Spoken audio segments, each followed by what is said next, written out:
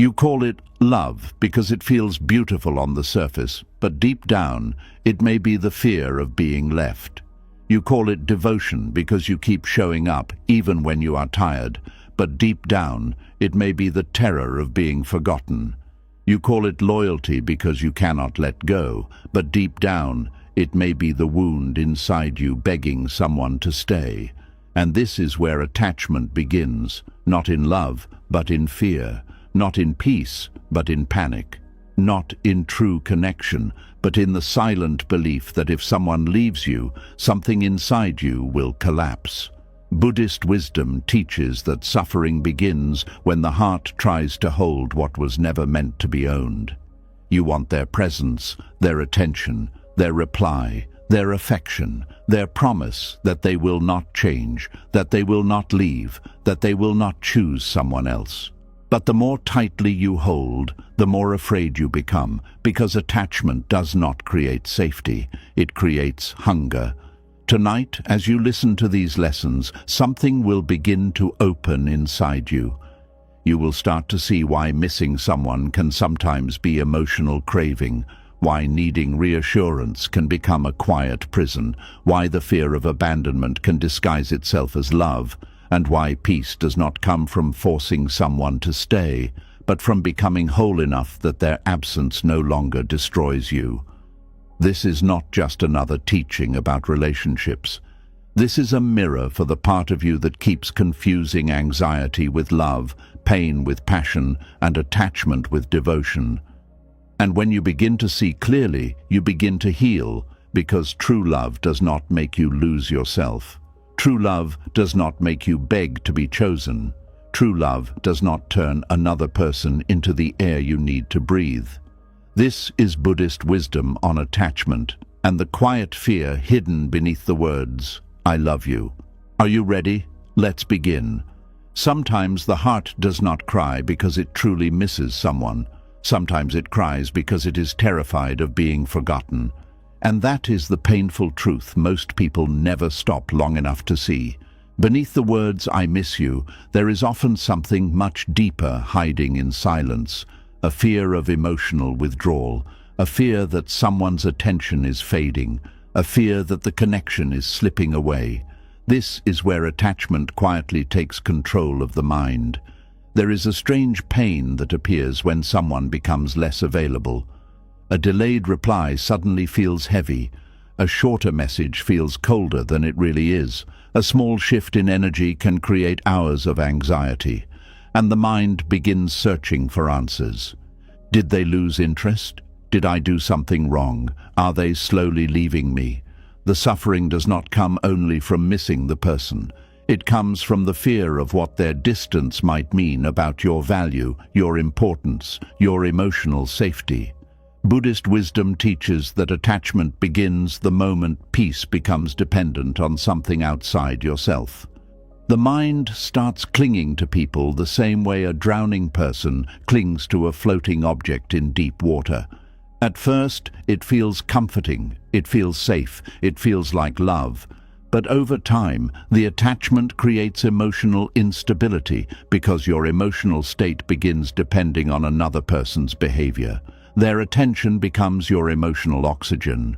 Their affection becomes your source of calm. Their presence becomes the thing holding your inner world together. This is why some people cannot sit peacefully after someone leaves the room. Their mind immediately follows the person emotionally. They replay conversations. They wonder if something changed. They check their phone again and again, not because they are simply curious, but because their nervous system has become emotionally attached to reassurance. And the deeper the attachment grows, the more unbearable silence becomes. The painful part is that many people never recognize this as attachment. They call it love because it feels intense. They call it caring because it feels emotional. But genuine love and emotional dependency are not the same thing. Real love allows space. Attachment fears space. Real love trusts. Attachment panics. Real love can survive silence. Attachment interprets silence as danger. Many relationships are not built on deep emotional connection. They are built on mutual fear. Two people become emotionally attached because each person is secretly afraid of loneliness.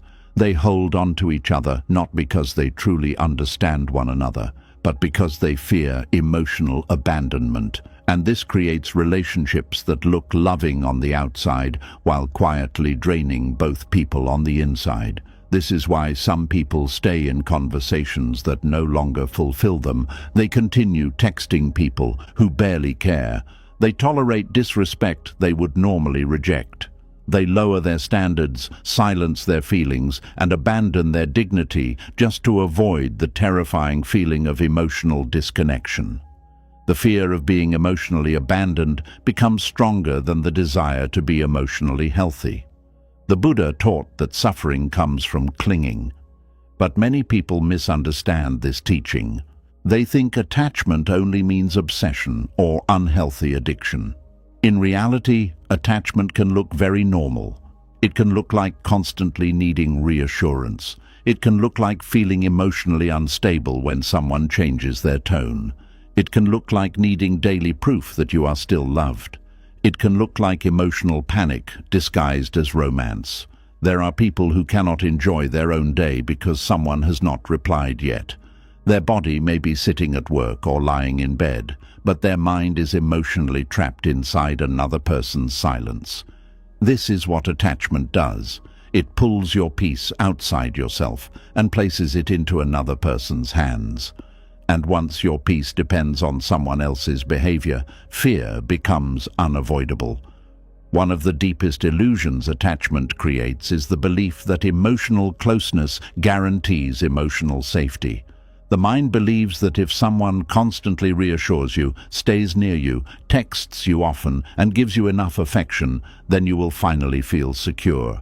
But attachment is never satisfied for long. Even after reassurance arrives, the fear eventually returns. The mind starts searching for signs again. The anxiety comes back. The emotional hunger reappears. This is because attachment is not actually asking for love. It is asking for protection from fear, and no human being can permanently remove another person's fear of abandonment. No amount of texting can heal a wound that exists deep inside the nervous system. No amount of affection can permanently silence an inner fear rooted in emotional insecurity. That is why attachment keeps demanding more and more reassurance while never fully feeling calm. Some people grew up emotionally neglected without realizing it. Maybe affection was inconsistent. Maybe love felt conditional. Maybe emotional attention disappeared suddenly during childhood. And because of this, the nervous system learned to associate emotional distance with danger. So later in adulthood, even small forms of emotional withdrawal can trigger deep anxiety. A delayed response can feel like rejection. Emotional coldness can feel unbearable. Silence can feel like abandonment. This is why attachment often feels physical. The chest tightens, the stomach sinks, sleep becomes difficult, the mind cannot stop thinking. The body reacts as if survival itself is being threatened. And in a way, the nervous system believes exactly that. It confuses emotional separation with emotional danger. Buddhist wisdom invites people to observe this suffering without immediately reacting to it. Instead of chasing reassurance, Buddhism teaches awareness. Instead of clinging tighter, it teaches stillness. The goal is not to stop loving people. The goal is to stop making your emotional survival dependent on them. This is difficult because attachment feels convincing. The mind says, if they leave, I will not be okay. But this belief is exactly what creates suffering. The more your identity becomes attached to another person's presence, the more fragile your emotional world becomes. Every small change starts feeling threatening because your sense of self is no longer stable within you. There are people who say, I miss you, when what they really mean is, I miss the emotional comfort you gave me. Others say, I need you, when what they truly mean is, I do not know how to feel emotionally safe without you. This does not make them evil. it makes them wounded. Most attachment comes from pain, not manipulation. People cling because something inside them is afraid. And fear changes the way people behave in relationships. Some become clingy and emotionally overwhelming, others become controlling, some constantly monitor emotional shifts, others lose themselves trying to keep the relationship alive.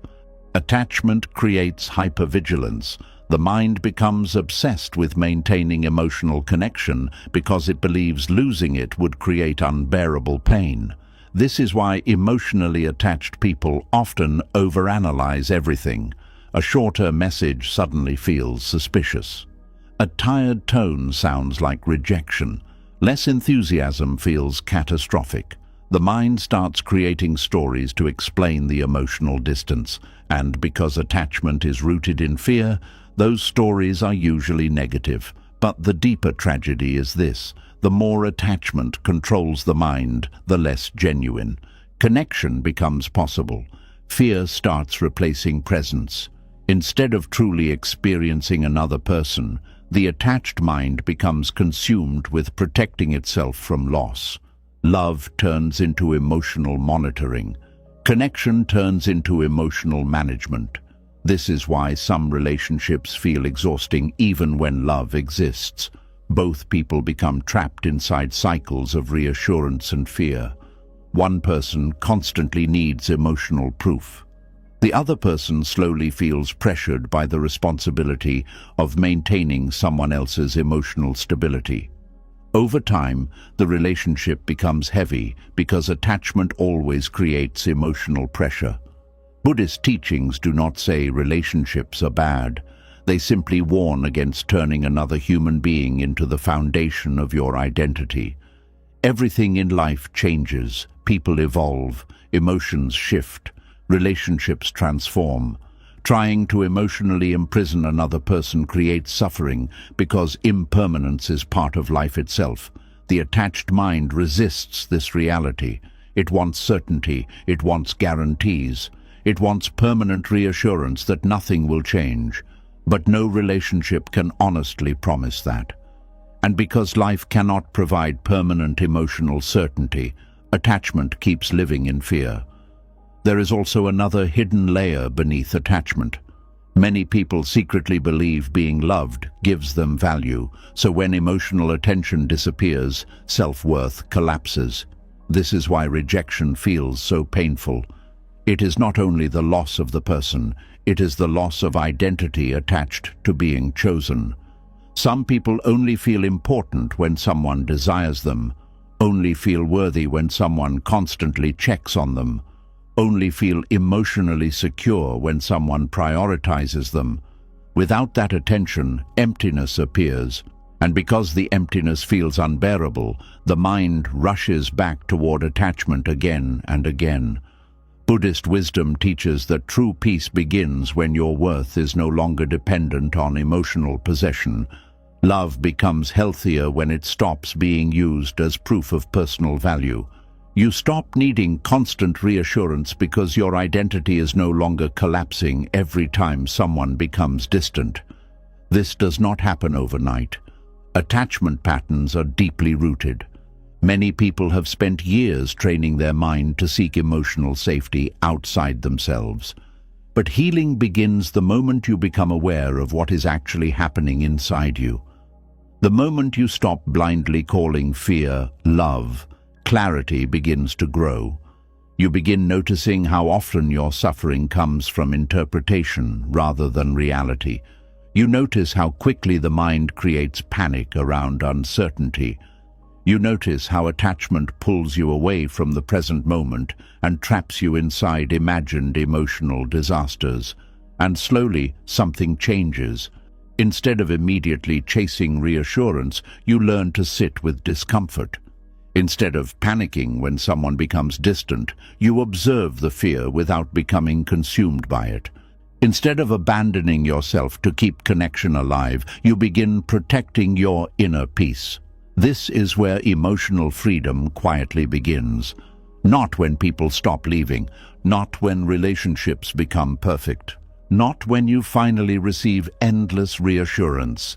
Freedom begins when your peace no longer disappears every time someone's attention changes. The Buddha understood that attachment creates suffering because it teaches the mind to depend on unstable things for emotional security. Human beings are imperfect, emotions fluctuate, relationships change. Trying to force permanent emotional certainty from temporary human experiences will always create anxiety. But awareness changes everything. When you start seeing attachment clearly, you begin separating love from fear. You stop confusing emotional panic with deep connection. You stop believing intensity automatically means love. You realize that genuine love feels lighter, calmer, freer. It does not constantly threaten your nervous system. It does not make you feel emotionally imprisoned. Many people spend years believing they are deeply in love when in reality they are deeply afraid. Afraid of abandonment, afraid of loneliness, afraid of emotional emptiness, afraid of feeling unimportant. And because these fears remain unconscious, they control relationships from the shadows. That is why someone can say, "I miss you," while secretly meaning, "Please do not emotionally leave me." The words sound romantic on the surface, but underneath them is fear searching for safety. And once you understand this, you begin approaching relationships differently. You stop trying to possess people emotionally. You stop demanding constant proof of love. You stop making another person responsible for stabilizing your inner world. Instead, you begin building emotional peace within yourself. This is the deeper meaning of Buddhist detachment. It is not emotional coldness. It is not becoming distant or uncaring. It is learning how to love without turning love into emotional survival. It is learning how to care deeply while still remaining emotionally grounded inside yourself.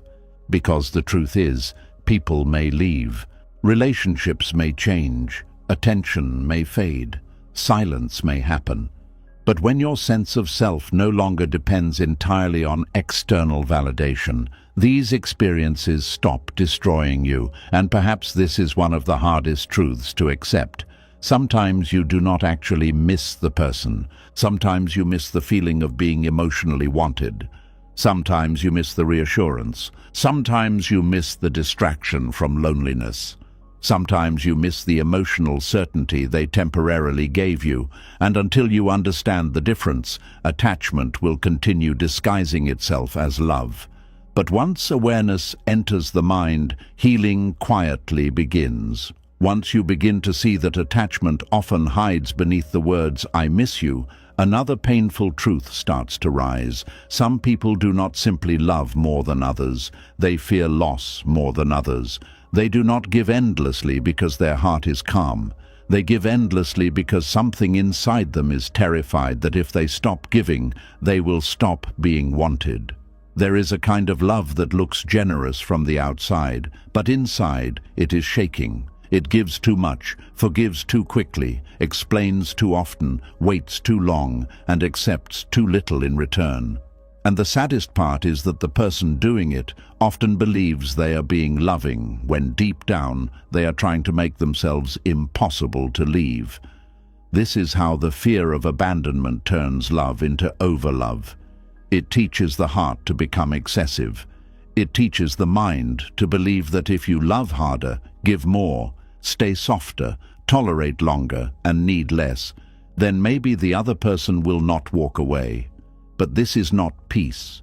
This is fear wearing the clothes of devotion. When someone carries a deep fear of being abandoned, love stops being simple. They do not just enjoy connection. They start managing it. They watch every emotional shift. They study every change in tone. They feel responsible for keeping the relationship warm, even when the other person has become cold.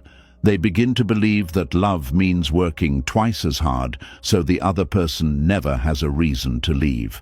And this is where suffering quietly begins. The person starts giving from panic instead of presence.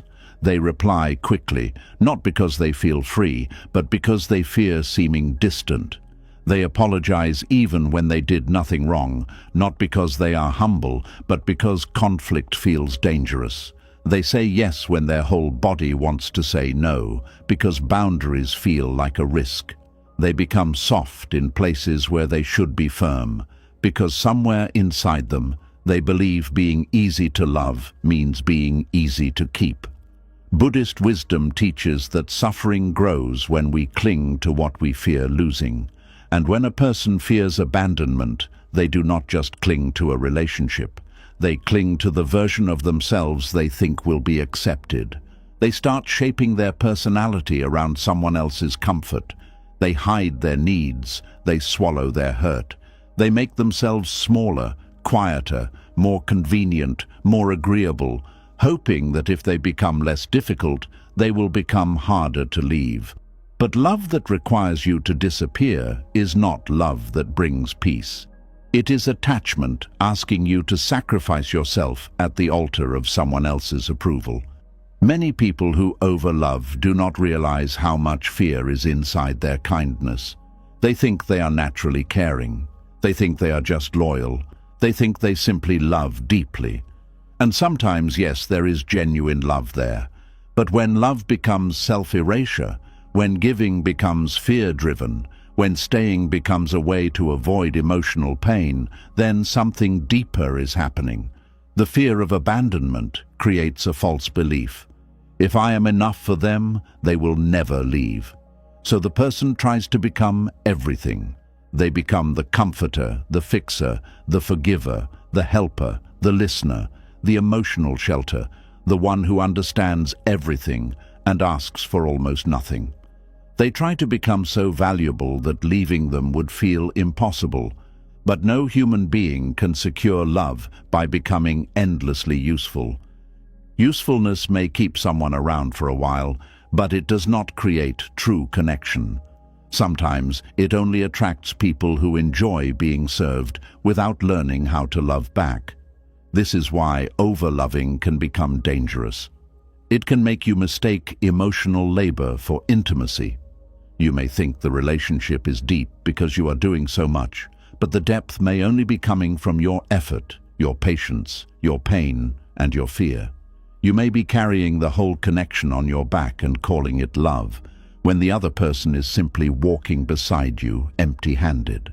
The person who fears abandonment often becomes skilled at noticing what others need, but blind to what they themselves are losing. They can sense when someone is upset, but they ignore their own exhaustion.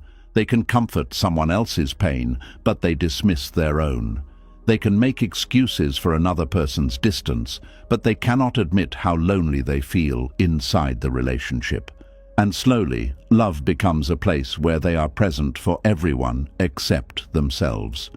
Buddhist teaching invites us to look honestly at the root of our actions, not just what we do, but why we do it.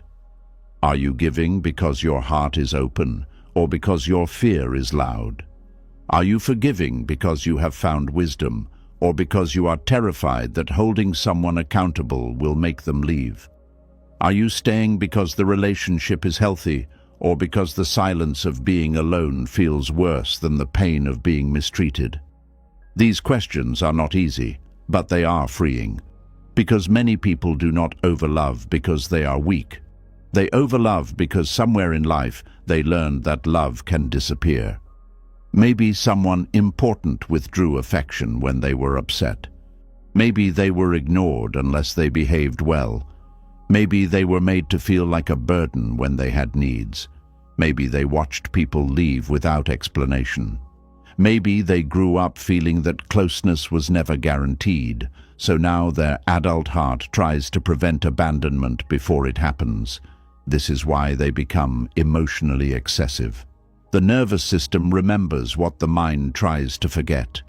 Even when the current relationship is different, the old wound still whispers, "Be careful, do not lose them, do more, be better, stay close, fix it quickly." So they over-message, they over-explain, they over-apologize, they over-give, they overthink, they overstay. Not because love requires all of this, but because fear has convinced them that being abandoned would destroy them. And the more they fear being left, the more they abandon themselves first. This is one of the most painful patterns in attachment. A person will betray their own truth just to avoid someone else's departure. They will hide their disappointment. They will laugh when they want to cry. They will accept half-love and call it patience. They will accept emotional crumbs and call it gratitude.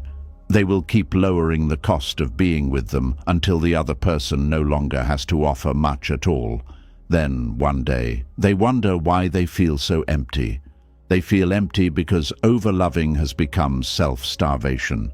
They have fed the relationship with everything they had, but they forgot to feed their own spirit. They gave attention, warmth, loyalty, forgiveness, and understanding, but received confusion, inconsistency, silence, or emotional laziness in return. And because they feared being left, they did not leave the place where they were slowly disappearing. This is how attachment turns love into emotional bargaining.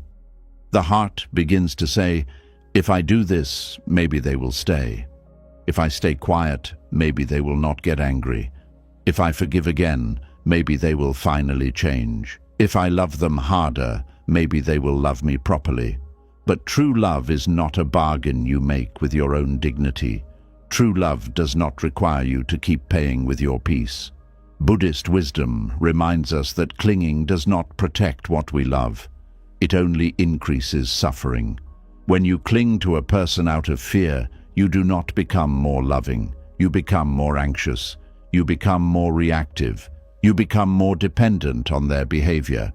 Your mind loses its balance because your happiness is tied to whether they stay close, reply warmly, choose you clearly, and reassure you often. And when they fail to do that, your whole inner world shakes. The fear of abandonment makes people confuse sacrifice with proof of love. They believe, if I suffer for this person, it means my love is real.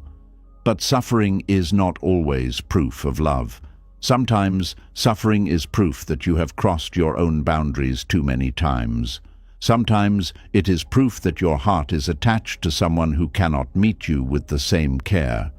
Sometimes it is proof that you are trying to win safety from a person who keeps making you feel unsafe. There is a difference between loving someone through difficulty and losing yourself in difficulty. Love may require patience, but it should not require self-destruction. Love may ask for understanding, but it should not demand that you ignore your own pain. Love may involve compromise, but it should not turn you into a stranger to yourself. When abandonment fear is strong, even small distance feels like danger. So the person tries to close every gap quickly. They may send another message before the first one is answered. They may ask if something is wrong again and again. They may become overly available even when they are tired. They may rush to fix moods they did not create. They may feel guilty for having needs because needs feel like a burden that could push someone away. But the deeper healing begins when you realize that needing care does not make you unlovable. Having boundaries does not make you difficult. Wanting consistency does not make you clingy.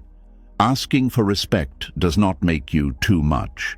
The person who truly values you will not require you to become emotionally invisible before they can stay. Buddhist detachment does not mean you stop caring. It means you stop using fear as the engine of your love. It means you learn to give without begging silently to be kept. It means you learn to love without turning yourself into a sacrifice. It means you stop believing that your worth depends on how much pain you can endure for someone. Because the truth is, overlove often hides a quiet belief. I am not enough as I am, so I must do more to be loved. This belief is heavy. It makes love feel like performance. You begin to perform patience, perform strength, perform understanding, perform happiness, perform low maintenance, perform forgiveness, perform confidence. But deep inside, you are exhausted because you are not being loved as yourself. You are being loved as the version of you that fear created, and that version cannot bring peace. At some point, the heart must ask, who am I when I stop trying so hard to be chosen? This question can feel terrifying because overloving often becomes an identity. The person becomes proud of how much they can endure, proud of being the one who never leaves, proud of being the one who understands everyone, proud of being the one who loves deeply even when it hurts. But sometimes what we call loyalty is just fear with a beautiful name. There is nothing noble about staying where your soul is constantly shrinking. There is nothing spiritual about accepting emotional neglect just to prove you are loving. There is nothing wise about giving someone unlimited access to your heart while they give you uncertainty in return. Buddhist wisdom asks for compassion, yes, but compassion must include yourself. Many people show compassion to the person hurting them, but none to the part of themselves being hurt. They understand the other person's trauma, stress, confusion, fear, childhood, and emotional limitations, but they do not understand their own tears. They make space for everyone's wounds except their own. That is not love. That is imbalance. True compassion does not ask you to disappear. It asks you to see clearly. It asks you to understand without clinging. It asks you to care without becoming trapped. It asks you to open your heart without throwing away your peace. This is why awareness is so important. Without awareness, you may keep calling your fear love and your self-abandonment devotion. But the moment awareness enters, you begin to pause before over-giving. You begin to ask, am I doing this from love, or am I afraid they will leave? You begin to notice when your body tightens before setting a boundary. You begin to notice when you say yes too quickly. You begin to notice when your apology comes from panic instead of truth. You begin to notice when you are giving in order to buy emotional safety. And that noticing is the beginning of freedom. You do not heal abandonment fear by forcing people to stay. You heal it by learning that you can stay with yourself, even when others leave. You heal it by building an inner home that does not collapse every time someone changes. You heal it by becoming the person who no longer begs for love through over-performance, over-sacrifice, or over-tolerance. This does not mean loss will never hurt. It will. It does not mean rejection will never sting. It will. It does not mean distance will never make you sad. It may. But sadness is different from collapse. Missing someone is different from losing yourself. Grief is different from desperation. A peaceful heart can feel pain without turning pain into self-abandonment. Overloving begins to soften when you stop seeing abandonment as proof that you are not worthy. Someone leaving does not mean you failed to love enough. Someone becoming distant does not mean you should have given more. Someone choosing not to stay does not mean you were not valuable. It may simply mean the connection was not stable, not mutual, not mature, or not meant to continue in the form you wanted. And this is where Buddhist wisdom becomes deeply healing. It teaches that all things are changing. People change, feelings change, relationships change. The mind suffers when it tries to freeze life in place. The heart suffers when it believes love must stay the same forever in order to be real. But love can be real and still change. A connection can matter and still not last. Someone can touch your life and still not be your home. When you understand this, you stop trying to earn permanence through overlove. You stop thinking that if you become perfect, no one will leave. You stop trying to control another person's devotion by becoming endlessly useful. You stop turning your own heart into a place where other people can take shelter while you remain cold outside. A healthy love does not require emotional begging. It does not make you prove your value every day. It does not punish you for having needs. It does not make you afraid to speak honestly. It does not make you feel that one wrong word, one boundary, or one moment of weakness will make everything disappear. A healthy love can breathe. It has room for truth. It has room for rest. It has room for two people, not one person giving endlessly while the other receives comfortably. It allows both people to be human. It does not require one person to become a perfect caretaker just to keep the connection alive. The fear of abandonment will tell you, do more or they will leave. Wisdom will tell you, be honest and see who can meet you there. Fear will tell you, hide your needs. Wisdom will tell you, your needs reveal whether this love is safe. Fear will tell you, keep giving. Wisdom will tell you, notice whether you are also receiving. Fear will tell you, if they go, you are nothing. Wisdom will tell you, if they go, you will grieve, but you will remain whole. And that is the difference between attachment and freedom. Freedom does not mean you love less. It means you stop loving from fear. It means your affection is no longer a desperate attempt to prevent abandonment. It means your kindness is no longer a hidden contract. It means your patience is no longer self-betrayal. It means your loyalty is no longer a cage. When you begin to heal, you may still love deeply, but your love becomes cleaner. It becomes calmer. It no longer grabs. It no longer begs. It no longer tries to earn what should be freely given. You can care for someone without placing your worth in their hands. You can miss someone without chasing them from panic. You can offer love without emptying yourself to prove it. And perhaps the most powerful moment comes when you realize this. The person who truly loves you should not need you to bleed emotionally before they believe your love is real. They should not need you to erase your boundaries before they feel comfortable. They should not need you to overfunction, overforgive, over-explain, and overextend just to remain close. Love should not require you to become exhausted enough to be accepted. So if you have been over-loving, pause gently. Do not shame yourself. The part of you that overloved was trying to survive. It was trying to avoid the old pain of being left, forgotten, ignored, or replaced. It thought that giving more would keep you safe. It thought that becoming everything would prevent loss. It thought that if you loved hard enough, no one would walk away. But now you are learning something deeper. You are learning that peace does not come from making yourself impossible to leave. Peace comes from becoming impossible to abandon by yourself. It comes from standing beside your own heart, even when someone else steps away. It comes from knowing that your love is precious, but your peace is precious too. And when you stop over-loving from fear, you do not become cold.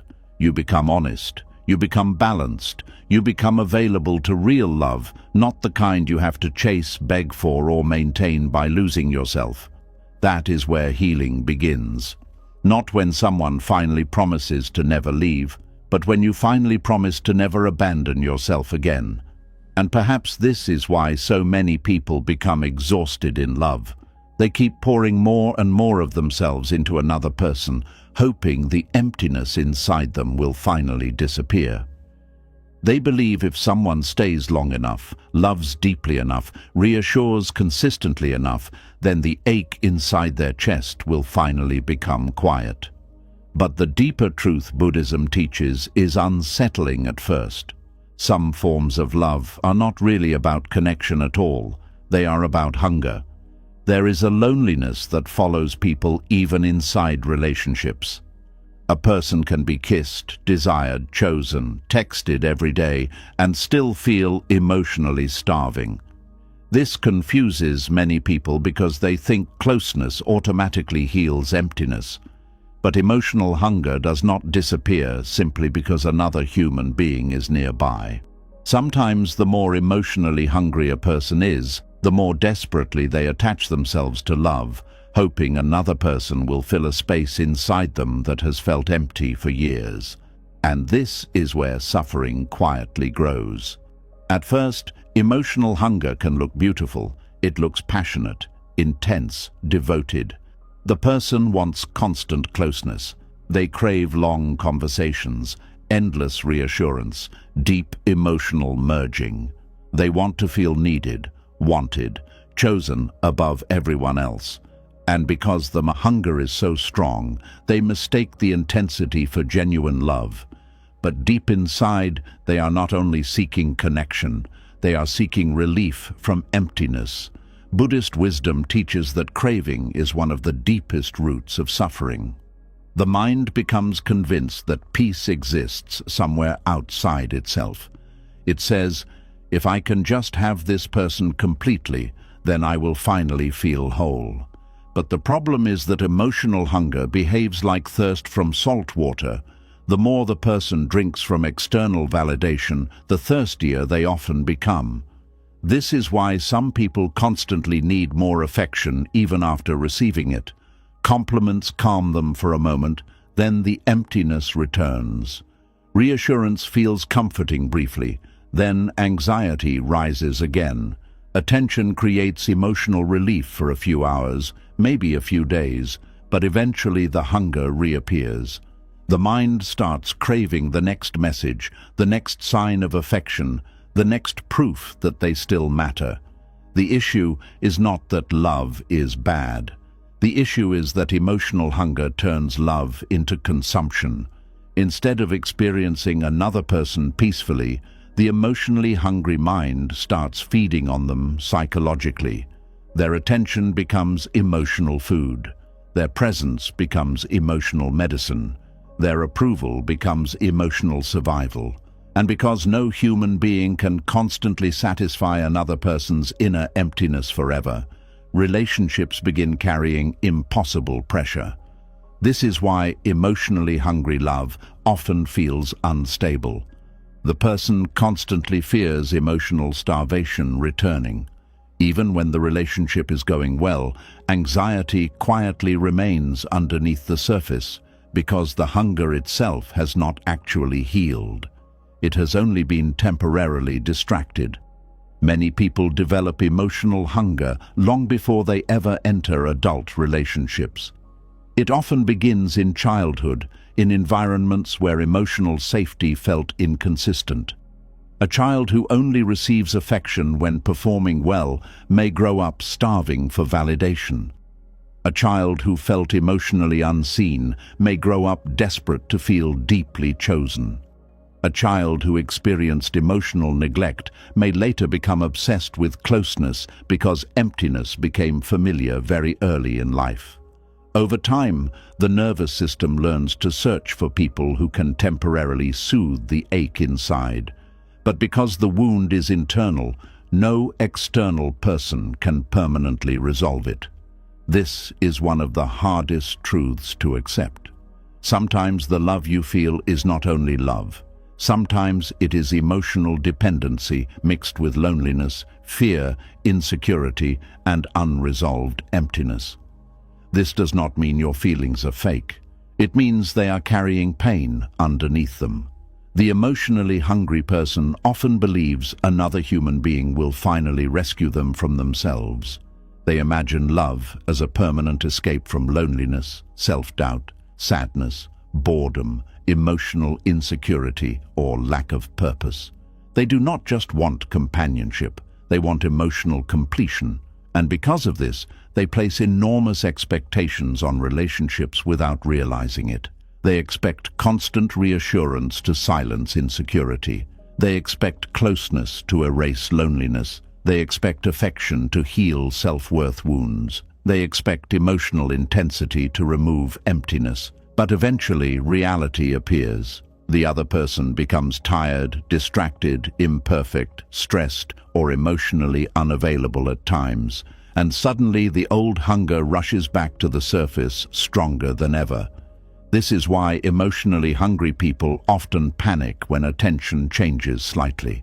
Their nervous system is not reacting only to the present moment. It is reacting to the fear of returning to emptiness. Silence does not just feel like silence. It feels like emotional starvation returning. Buddhism teaches that attachment grows strongest when the mind believes something external is necessary for inner peace. This is the foundation of emotional hunger. The mind becomes convinced, I cannot feel okay unless this person gives me emotional nourishment. And once another person becomes psychologically responsible for your inner stability, suffering becomes unavoidable, because human beings cannot consistently carry that burden forever. No person can endlessly reassure every insecurity. No person can permanently silence emotional emptiness.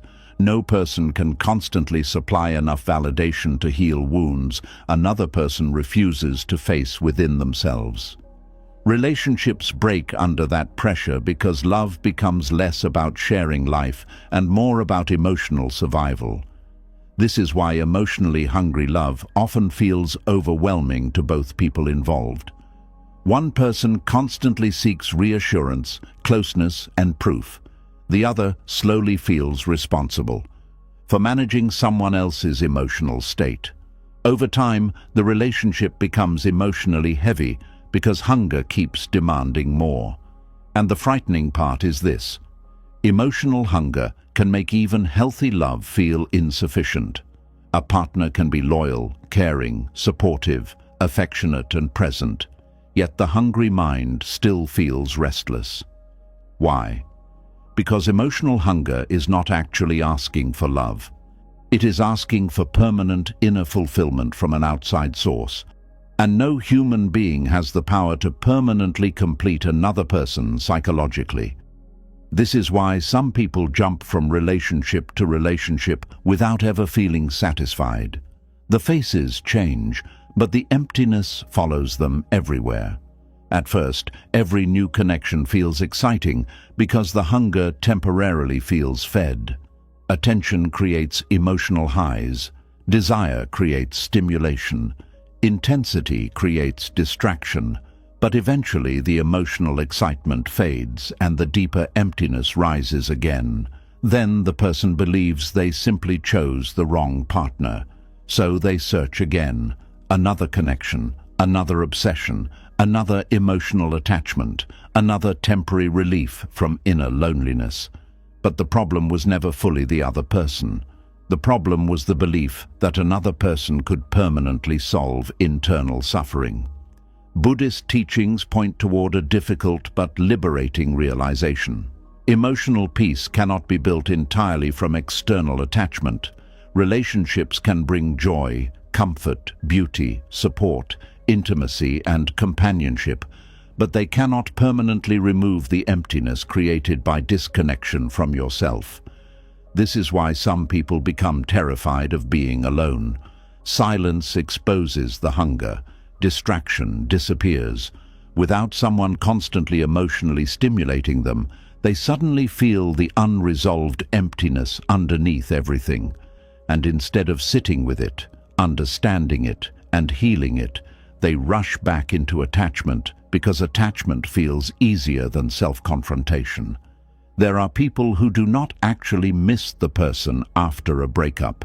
They miss the emotional distraction the relationship provided. They miss the validation, the routine, the feeling of being desired, the temporary escape from loneliness. The relationship became emotional anesthesia, numbing wounds that never truly healed. And when the relationship ends, all the pain waiting underneath suddenly becomes visible again. This is why heartbreak sometimes feels larger than the relationship itself. The breakup does not only remove the person, it removes the emotional coping mechanism attached to them.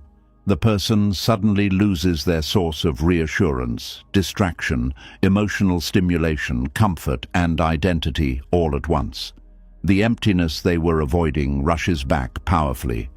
Buddhist wisdom does not tell people to stop loving. It teaches people to stop using attachment as escape. There is a profound difference between loving someone and using someone to avoid yourself. The emotionally hungry mind often struggles with this distinction. It says, I need them, when what it really means is, I do not know how to sit peacefully with myself. It says, I cannot live without them, when what it often means is, I do not know how to face my inner emptiness without distraction. This is not weakness, it is suffering, and suffering deserves understanding, not shame. Many emotionally hungry people are deeply wounded individuals searching desperately for emotional safety. They are not trying to manipulate love intentionally. They are trying to survive emotionally. Somewhere inside them exists an aching belief that they are incomplete alone. So they search for another person to rescue them from that feeling. But rescue never lasts long because the emptiness keeps returning. This is why Buddhist teachings place so much importance on awareness. You cannot heal emotional hunger while blindly feeding it. You must first see it clearly. You must recognize when your desire for love is actually desire for emotional escape. You must notice when you are seeking another person not from fullness, but from desperation. Awareness changes everything because it allows you to pause before attachment completely controls you. Instead of immediately chasing validation, you begin asking deeper questions. What exactly am I hungry for emotionally? What feeling am I trying to escape? Why does silence feel unbearable? Why do I panic when attention fades? What emptiness am I asking another human being to remove for me? These questions are uncomfortable because they force honesty, but they also open the door to healing. Many people discover that beneath emotional hunger is grief, old loneliness, childhood wounds, feelings of emotional invisibility, fear of not being enough, fear of being replaceable, fear of insignificance, fear that without constant love and attention they will disappear emotionally. So they chase closeness desperately, hoping another person's affection will finally make them feel real, valuable, important, and safe. But emotional safety built entirely on external validation is fragile. The moment attention shifts, anxiety returns. This is why emotional hunger creates emotional dependency. Your peace becomes controlled by another person's consistency. And because human beings are naturally inconsistent sometimes, suffering becomes constant. One of the deepest Buddhist teachings is impermanence. Everything changes, emotions change, people change, relationships change, attention changes, bodies change, life itself constantly moves. Emotional hunger suffers because it resists this truth completely. It wants permanence from impermanent things. It wants emotional certainty from uncertain human beings. This is why attachment exhausts people. The mind constantly works to secure what cannot fully be secured forever. The emotionally hungry person often becomes addicted to emotional intensity because intensity temporarily silences emptiness. Passion feels powerful. Obsession feels meaningful. Constant communication feels comforting. Emotional highs feel alive, but intensity is not the same thing as peace. In fact, emotional hunger often creates relationships full of anxiety instead of stability. The person becomes addicted to emotional stimulation because stillness forces them to face themselves. Quiet moments feel uncomfortable because emptiness becomes more noticeable without distraction. But Buddhist wisdom points toward another path entirely. Instead of endlessly feeding emotional hunger from outside yourself, Buddhism invites you to turn inward with awareness and compassion. Not to reject relationships, but to stop demanding that relationships complete your existence. This changes the entire experience of love. You stop clinging so tightly because your identity no longer depends entirely on another person's presence. You stop panicking every time someone becomes distant because your emotional foundation is becoming stronger within yourself. You stop needing constant reassurance because your worth no longer disappears during moments of silence. This does not mean you stop desiring connection. Human beings naturally need love and companionship. Buddhism does not deny that. What it teaches is that emotional attachment becomes dangerous when another person becomes the sole source of meaning, peace, identity, and emotional stability. because eventually that creates suffering for everyone involved. True healing begins when you learn how to sit with your emptiness instead of constantly escaping it. This is difficult because emotional hunger screams for distraction. It wants texting, validation, closeness, attention, noise, stimulation, reassurance, anything except stillness. But stillness reveals truth. When you sit quietly with yourself long enough, you begin noticing what the hunger is actually protecting. You notice the sadness underneath, the fear underneath, the loneliness underneath, the unprocessed wounds underneath. And slowly, you realize that no relationship was ever meant to carry all of that weight for you. Healing does not happen because someone finally loves you perfectly enough. Healing happens because you stop abandoning yourself emotionally while chasing external fulfillment. Many people spend years trying to be deeply loved before learning how to deeply understand themselves. They become experts at reading another person's moods while remaining strangers to their own inner world. They know exactly how to keep relationships alive, but they do not know how to sit peacefully alone without feeling emotionally empty. This is why emotional hunger creates cycles. The person keeps searching outward for what must eventually be built inward. Buddhist wisdom teaches that peace grows when craving loosens its grip on the mind. Not because desire disappears completely, but because you stop believing fulfillment exists entirely outside yourself. Love becomes healthier when it comes from wholeness instead of desperation. You begin loving people without needing them to constantly feed your self-worth. You stop using relationships to avoid your own inner world. You stop making another person responsible for fixing emotional wounds they did not create.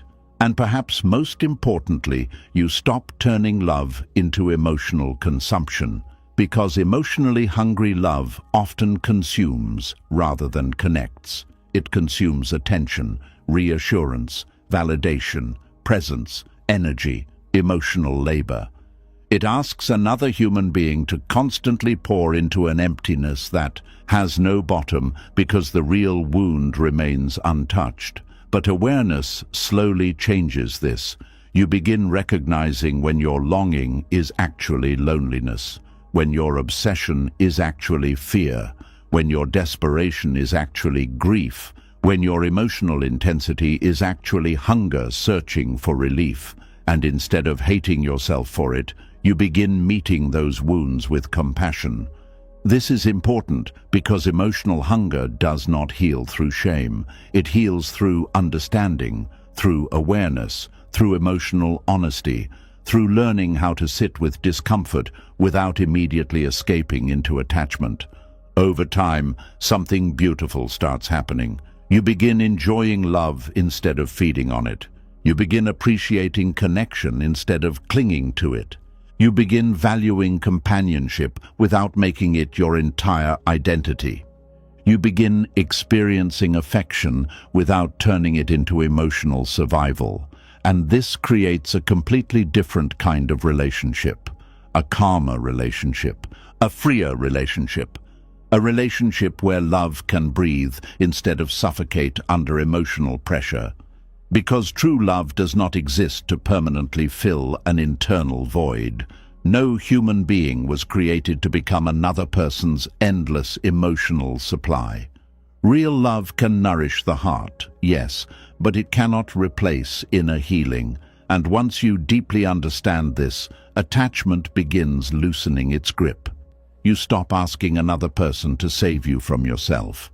You stop treating love like emotional rescue. You stop searching for permanent completion through temporary external experiences.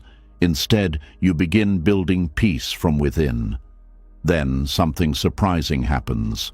Love actually becomes deeper, not because you cling harder, but because you cling less. Not because you need the other person to complete you, but because you can finally meet them without trying to consume them emotionally. That is the difference between emotional hunger and genuine connection. One says, "Please fill the emptiness inside me."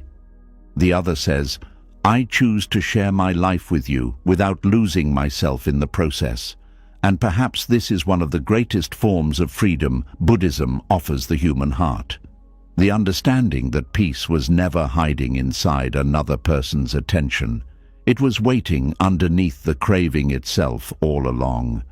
And perhaps this is why emotional hunger feels so powerful. It rarely begins in adulthood. Long before someone becomes clingy, desperate for reassurance, terrified of distance, or emotionally dependent, something inside them was already wounded. The adult heart is often reacting to pain the child version of them never fully understood. And without realizing it, many people spend their entire adult lives trying to heal childhood rejection through romantic love. There is a quiet sadness that forms in children who do not feel emotionally safe. Some grow up in homes where affection feels inconsistent. Some are only praised when they perform well. Some are ignored emotionally unless they are useful, quiet, successful, or easy to manage. Others grow up around criticism, emotional coldness, unpredictability, or abandonment. And although the child may survive physically, something inside them learns a painful lesson very early. Love can disappear. This lesson becomes deeply rooted inside the nervous system. As children, human beings depend emotionally on caregivers for safety, comfort, and emotional stability. A child cannot fully regulate their own emotions yet. They need warmth, attention, comfort, protection, and emotional presence. When those needs are consistently met, the child develops a sense of inner security. They begin to believe relationships are safe. They trust connection. They learn they are worthy of care without needing to constantly earn it. But when emotional rejection enters early life, the opposite often happens. A child who feels emotionally unseen may grow up believing they must work for love. A child who experiences abandonment may later fear closeness because they associate love with eventual pain. A child who constantly felt criticized may become hyper-aware of rejection in adulthood. A child who never felt emotionally chosen may spend years desperately chasing validation from romantic partners later in life. And the painful part is that many adults do not even realize this connection exists. They think their attachment patterns are simply personality traits. They say, "I'm just emotional. I love deeply. I overthink sometimes. I get attached easily." But beneath those behaviors is often an older wound, quietly controlling the nervous system from the shadows. Buddhist wisdom teaches that suffering does not appear randomly. Every emotional reaction has roots. Every attachment has causes. Every fear grows from something the mind has carried, consciously or unconsciously. And many adult relationship struggles are not truly about the present person alone. They are emotional echoes from the past. This is why some people react so strongly to small forms of distance. A delayed message may seem minor to one person, but emotionally devastating to another. A short reply may create panic. A cancelled plan may trigger feelings of worthlessness. The adult mind thinks it is reacting to the current moment, but the nervous system is often reacting to old emotional memories. The child who once felt ignored is still searching for emotional reassurance. The child who once felt abandoned is still trying to prevent loss. The child who once felt emotionally invisible is still desperate to feel chosen. And because those wounds were never fully healed, adult relationships become places where the nervous system tries to finally find safety. This is why childhood rejection quietly shapes love. It teaches the heart what to fear. It teaches the mind what to expect. It creates invisible emotional patterns that follow people into adulthood without them realizing it. A person who experienced emotional inconsistency may become anxious in relationships because unpredictability feels familiar. They constantly scan for changes in mood or tone because their childhood trained them to monitor emotional environments carefully. Their nervous system learned that emotional shifts could mean withdrawal, punishment, silence, or rejection. So later in adulthood, they become hypervigilant in love. They overanalyze text messages. They notice tiny changes in energy. They constantly wonder if something is wrong. They become emotionally exhausted, trying to predict abandonment before it happens. This is not because they are weak. It is because their nervous system adapted to emotional instability long ago. Children are deeply sensitive to rejection because survival depends on attachment. When caregivers withdraw emotionally, criticize constantly, ignore feelings, or make love feel conditional, the child often internalizes painful beliefs about themselves. I'm not enough. I am hard to love. I must perform to be accepted. People leave. Love disappears. I must not upset others. My needs are dangerous. These beliefs do not simply vanish with age. They become emotional programs operating quietly underneath adult behavior. This is why some people become self-sacrificing in relationships.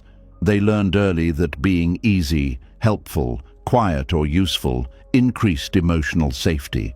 So as adults, they continue abandoning their own needs to maintain connection.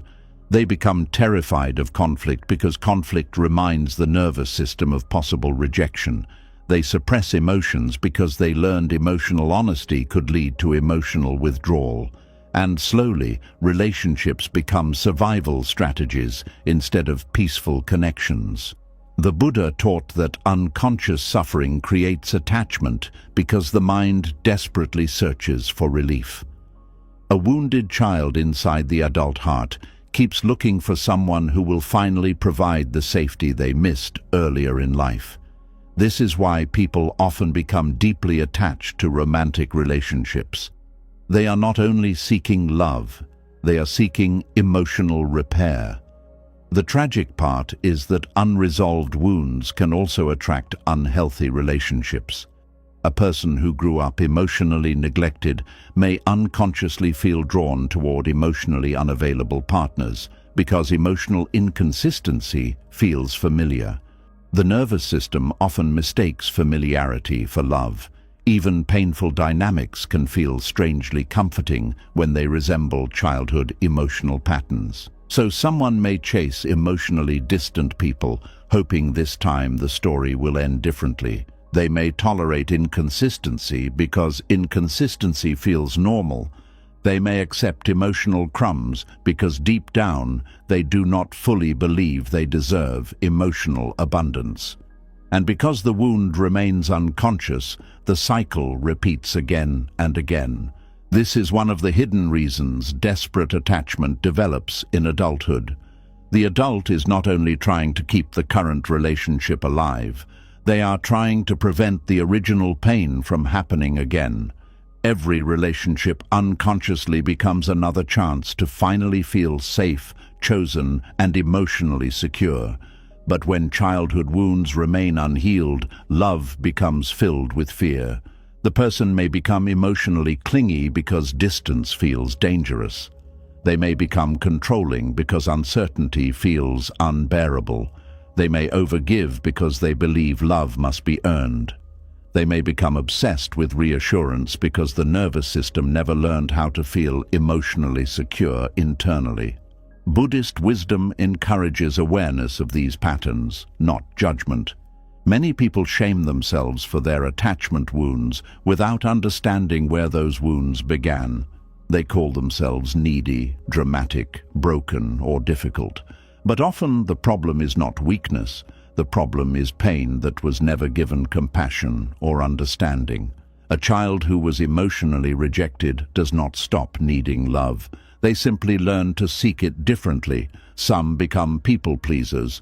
Some become emotionally dependent. Some become avoidant and emotionally distant. Some become obsessed with approval. Some become terrified of abandonment. Some stop trusting love completely. But underneath all these behaviors is the same wounded desire. Please make me feel emotionally safe. This is why adult relationships often awaken childhood emotions so strongly. Romantic attachment reaches very deep parts of the nervous system. When someone becomes emotionally important, old wounds often rise to the surface automatically. Suddenly, the person feels intense fear, insecurity, jealousy, panic, or desperation that seems larger than the current situation. The adult thinks, "Why am I reacting this strongly?" But the child inside them remembers older pain. Buddhism teaches that awareness allows suffering to loosen its grip. The moment you begin recognizing the connection between past wounds and present attachment, healing quietly begins. You stop seeing yourself as simply irrational or overly emotional.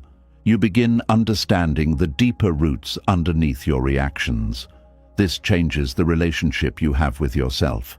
Instead of saying, "Something is wrong with me," you begin saying, "Something inside me was hurt long ago." Instead of attacking your emotions, you begin listening to them. Instead of blindly reacting, you begin observing. And observation creates space. Many people spend years trying to control their attachment behaviors without understanding the emotional wound creating them. But healing is not simply about forcing yourself to act calm. Real healing happens when the underlying fear finally receives awareness, compassion, and safety. The nervous system cannot relax while it still believes abandonment equals emotional destruction. This is why healing childhood rejection requires more than intellectual understanding. The body itself must slowly learn that emotional distance is not always danger.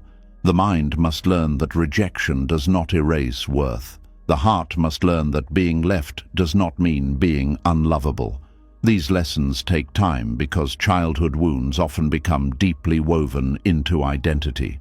Some people unconsciously define themselves through rejection. They believe they are always the person who gets abandoned, ignored, replaced, or emotionally forgotten. So even healthy relationships can feel suspicious because safety feels unfamiliar. This is why people sometimes push away healthy love unconsciously. Calm relationships may feel emotionally boring to someone whose nervous system was trained around unpredictability. Stable affection may feel strange to someone who learned love through emotional inconsistency. Peaceful connection can even create anxiety because the nervous system is waiting for the familiar pain to eventually return. The child who experienced rejection often develops emotional survival strategies very early. Some become overly independent because needing others feels unsafe. Some become hyper-attached because losing connection feels terrifying. Some become perfectionists because mistakes once threatened emotional approval. Some become emotionally numb because vulnerability once led to pain. And these survival strategies continue operating long after childhood ends. This is why awareness is so important in Buddhist teaching. Without awareness, people keep repeating unconscious emotional patterns while believing the problem is always external.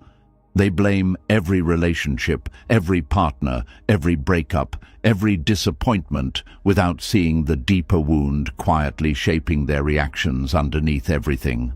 But awareness changes the entire path of healing. You begin noticing how certain emotional triggers feel older than the current moment. You begin noticing how your fear becomes activated before anything has actually happened. You begin noticing how your mind expects rejection automatically. You begin noticing how desperately you seek reassurance when insecurity rises. And instead of blindly obeying those patterns, you start understanding them.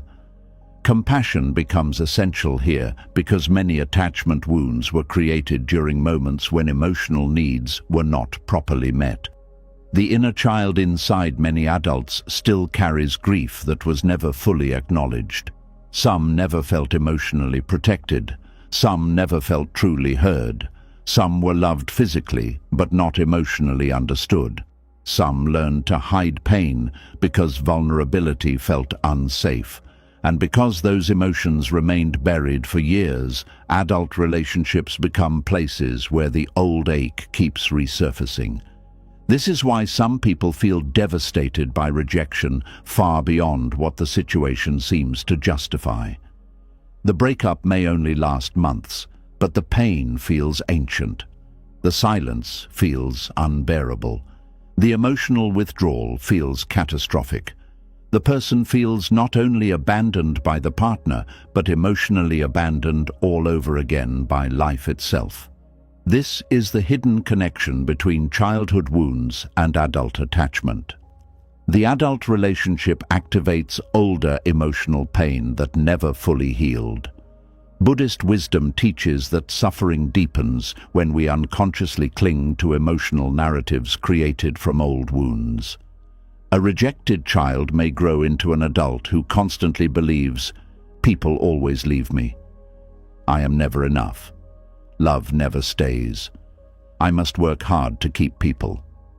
These beliefs quietly shape behavior, expectations, and emotional reactions throughout life.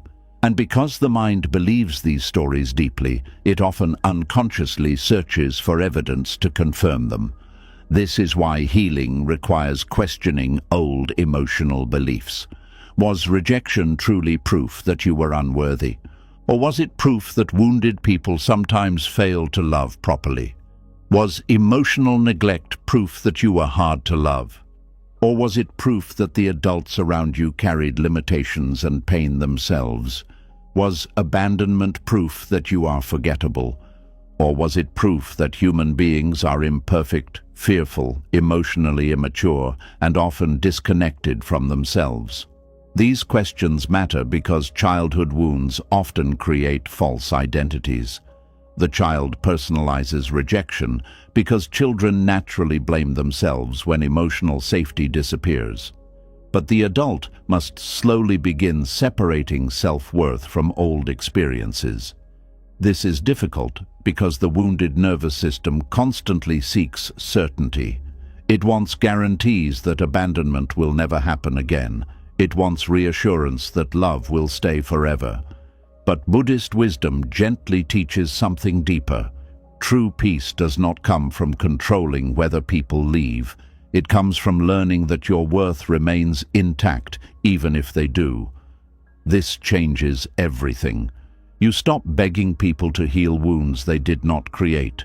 You stop making relationships responsible for your entire emotional stability.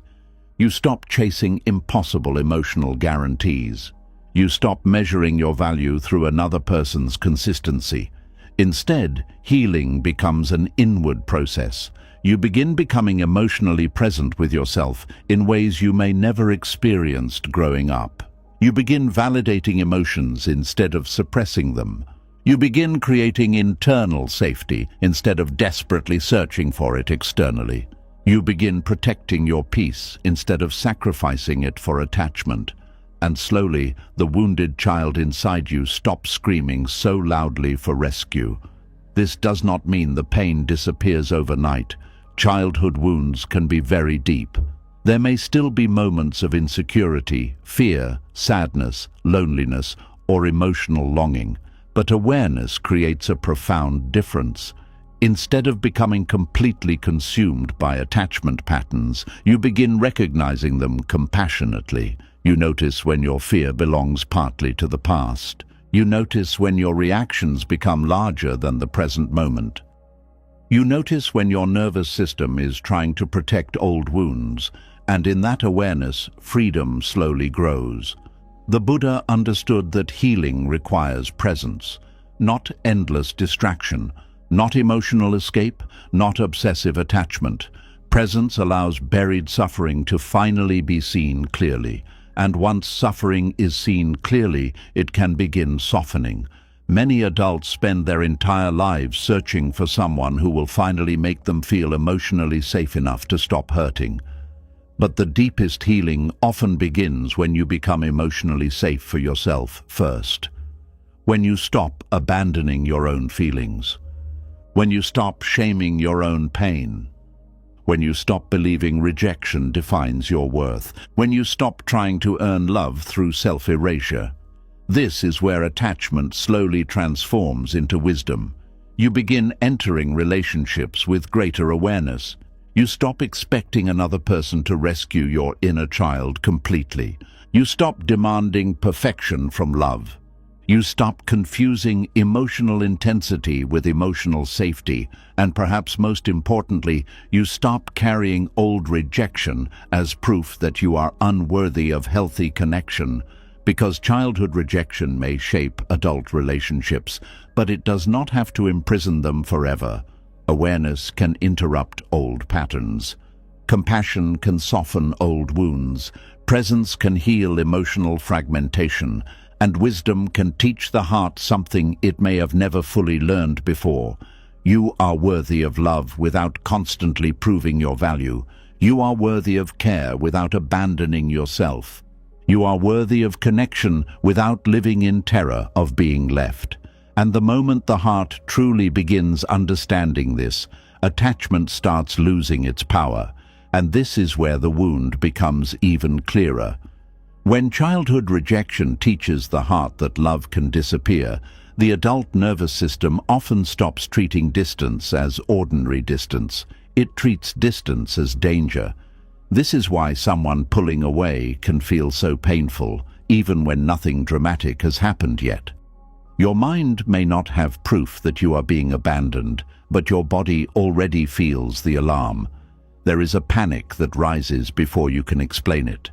One moment, you are fine. Then someone becomes quieter, slower, less warm, less available, and suddenly your chest tightens. Your stomach drops. Your thoughts begin moving too fast. You try to act normal, but inside, something is shaking. And what makes it confusing is that the reaction feels bigger than the situation, but that is because the body is not only reacting to the person pulling away, it is reacting to what distance has meant to you before. When someone you care about pulls away, the nervous system may read it as a threat to emotional survival. The body does not always know the difference between real abandonment and the possibility of abandonment. It only knows that closeness has changed, warmth has reduced, and safety feels uncertain. So it sends an alarm through the mind and body, as if saying, "Pay attention, something important may be leaving." This is why attachment panic feels so urgent. It does not feel like a calm thought. It feels like an emergency. You may tell yourself to relax, but your body refuses to believe you. You may try to stay busy, but your mind keeps returning to the same question: are they leaving me? This question becomes heavy because beneath it there is often another one. Will I be okay if they do? Buddhist wisdom teaches that suffering grows when the mind becomes trapped in fear of change. When someone pulls away, the attached mind does not simply notice the change. It begins fighting the change. It wants to pull the person back quickly. It wants reassurance now. It wants certainty now. It wants the uncomfortable feeling to stop immediately. And because the mind wants instant relief, it often reacts before wisdom has time to speak. This is why people send messages they later regret. They ask the same question again and again. They seek proof. They become emotional, defensive, suspicious, or overly apologetic. They try to close the emotional gap as fast as possible because the gap feels unbearable. But sometimes, in trying to calm the panic, they create more pressure in the relationship. The fear of losing someone begins to push the person further away. Attachment panic often begins as a body response before it becomes a thought. The body notices distance, then the mind builds a story around it. The story may say, "They are tired of me. They found someone better. I did something wrong. They are slowly leaving. I am not enough." These thoughts feel real because the body is already afraid. But fear can make guesses feel like facts. This is one of the most important things to understand. Panic is not always truth. Panic is often memory, fear, and imagination moving together. It takes a small sign and turns it into a full emotional disaster. It does not wait for clarity. It fills silence with painful meaning. A person who feels secure may notice distance and think, maybe they are busy, maybe they need space, maybe we will talk later. But a person with deep attachment fear may notice the same distance and feel rejected, replaced, forgotten, or unsafe. The event may be the same, but the nervous system gives it a different meaning. This does not mean the panic is fake. The feeling is real, the fear is real, the body's reaction is real, but the conclusion may not be real. That is where Buddhist awareness becomes powerful. It teaches you to separate the feeling from the story. You can say, fear is here, without saying, abandonment is happening. You can say, my body feels unsafe, without immediately believing, this person is leaving me. That small space between feeling and believing is where freedom begins. Many people never create that space. They feel panic and instantly obey it. They feel afraid, so they chase. They feel uncertain, so they demand reassurance. They feel ignored, so they accuse. They feel distance, so they cling harder. But every time you obey panic without awareness, you train the nervous system to believe panic is in charge. Buddhist practice teaches something different. It teaches you to notice the wave without becoming the wave. When fear rises, you do not have to become fear. When the heart races, you do not have to run after someone. When the mind creates painful stories, you do not have to bow to every thought. You can pause, you can breathe, you can observe what is happening inside you before acting from it. This is not easy, especially when attachment has been strong for years. The body wants quick relief, the mind wants certainty. The wounded heart wants someone to come close and prove everything is fine. But healing begins when you stop making other people responsible for calming every storm inside you. This does not mean you should never ask for reassurance. It does not mean you should accept emotional neglect or pretend distance does not hurt. It means you learn the difference between communicating from calm honesty and reacting from panic. One brings clarity. The other often creates more fear. When someone pulls away, your first task is not to chase them. Your first task is to return to yourself. This sounds simple, but it is deeply difficult for an attached mind. The attached mind immediately leaves the body and runs toward the other person.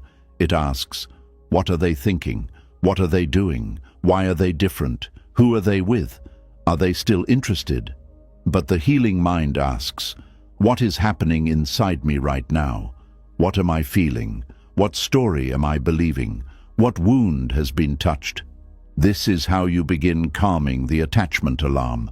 The nervous system becomes less powerful when it is understood. When you can name what is happening, the panic loses some of its mystery. You may say, this is fear of abandonment. This is my body reacting to uncertainty. This is an old wound being activated. This is not proof that I am unworthy.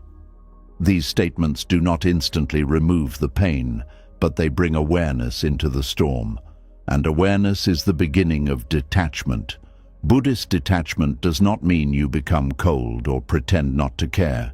It means you stop being pulled violently by every emotional change.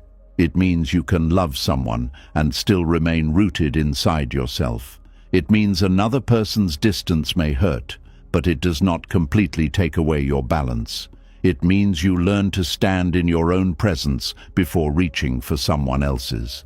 This is very different from emotional numbness. Numbness says, I do not care. Detachment says, I care, but I will not lose myself. Numbness closes the heart. Detachment steadies the heart. Numbness avoids pain. Detachment faces pain without becoming controlled by it. When someone pulls away, the attached mind sees only one solution: pull them back. But wisdom sees more deeply. It asks whether the distance is temporary, healthy, revealing, or necessary. Sometimes people pull away because they are overwhelmed. Sometimes they need space. Sometimes they are emotionally immature. Sometimes they are showing you their true level of interest. Sometimes the distance is not something to fix, but something to understand.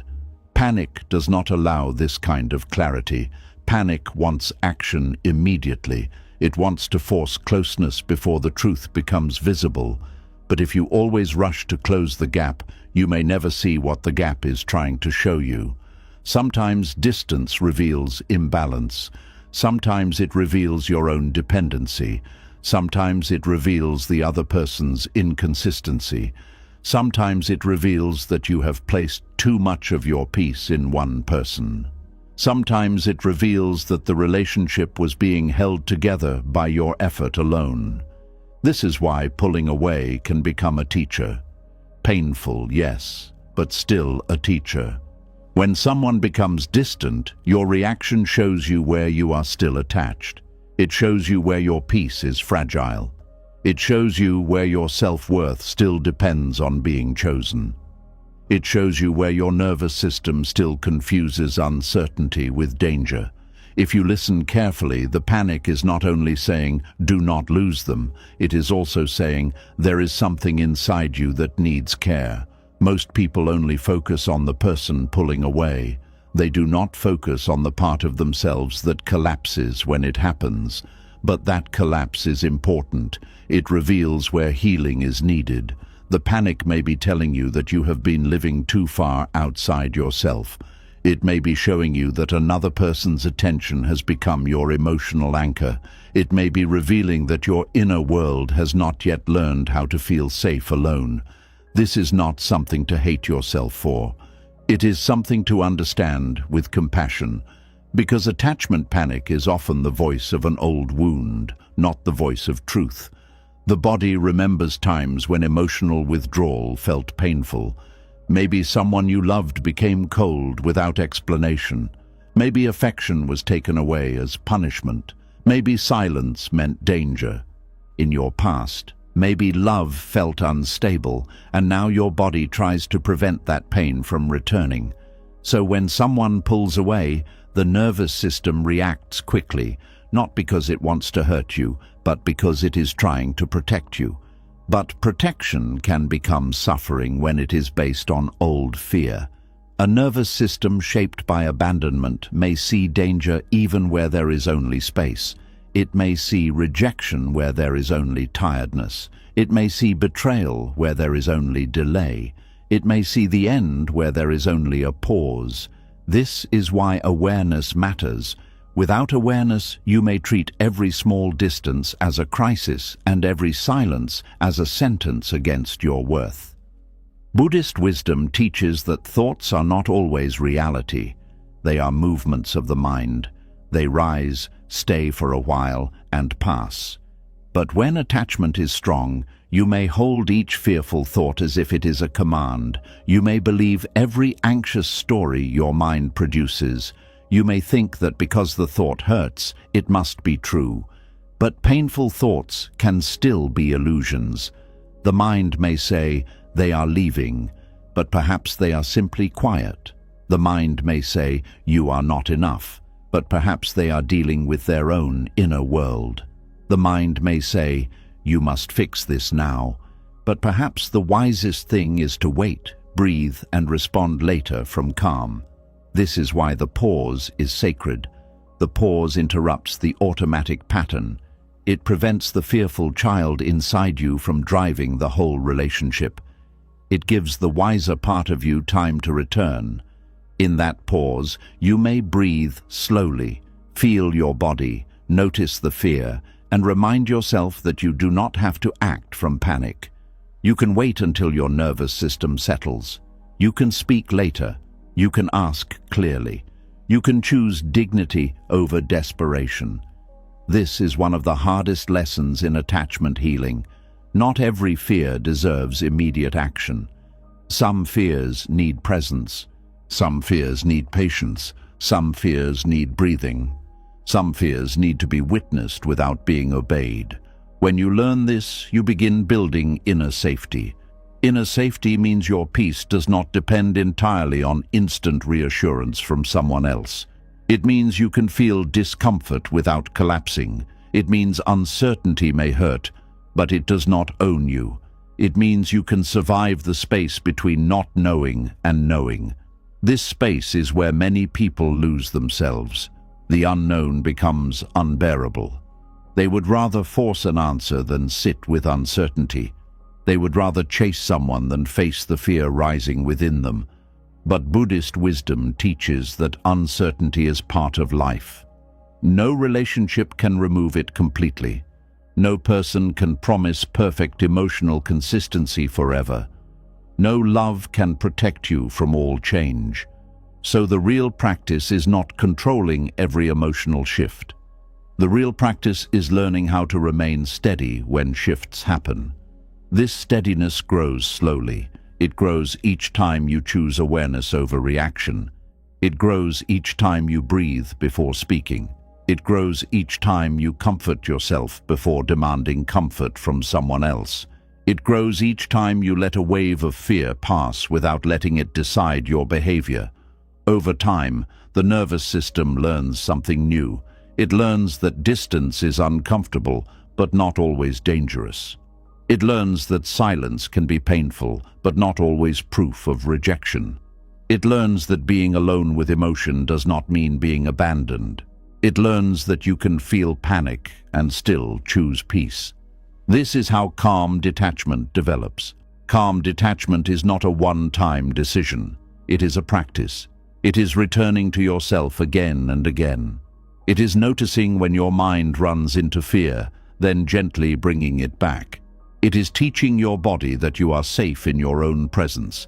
It is building an inner ground that does not disappear every time someone else becomes unclear. When you begin practicing this, you may still feel the panic at first. Healing does not mean you never feel fear again.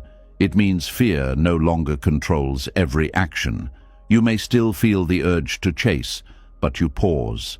You may still want reassurance, but you ask from calm instead of desperation. You may still feel hurt by distance, but you do not immediately turn that hurt into self-blame. This is emotional maturity. It is not pretending to be unaffected. It is being honest without becoming reactive. It is allowing feelings without drowning in them. It is respecting your need for clarity while also respecting your own peace. It is knowing that if someone's distance continues to harm you, you can address it or step back without begging for basic care. Because calm detachment also helps you see clearly whether a relationship is healthy. When you are in panic, you only want the person close again. But when you are calm, you can ask better questions. Is this person consistently caring? Do I feel safe expressing myself? Is their distance occasional and understandable, or repeated and painful? Am I being patient, or am I abandoning myself? Am I reacting to an old wound, or is this relationship truly unstable? These questions require calm because fear distorts everything. If you always respond from panic, you may cling to relationships that are not good for you. You may treat emotional inconsistency as a challenge to overcome instead of a sign to observe. You may chase people who only become warm when they fear losing access to you. You may confuse temporary reassurance with real security. But when detachment grows, your eyes become clearer. You stop asking only, "How do I make them stay?" You begin asking, "Does this connection bring peace or constant instability?" You stop asking, "What can I do to be chosen?" You begin asking, "Am I still choosing myself here?" You stop asking, "Why are they pulling away?" You begin asking, "What is their distance showing me about this relationship and about my own attachment?" This is where wisdom begins replacing panic. The Buddha taught that craving creates suffering because it ties peace to things that are changing. In relationships, craving often appears as the desperate need to control closeness. You want the person to stay warm, present, available, affectionate, and emotionally consistent at all times. But because people are human, their moods, energy, and availability shift. When your peace depends on these shifting things, your peace also shifts constantly.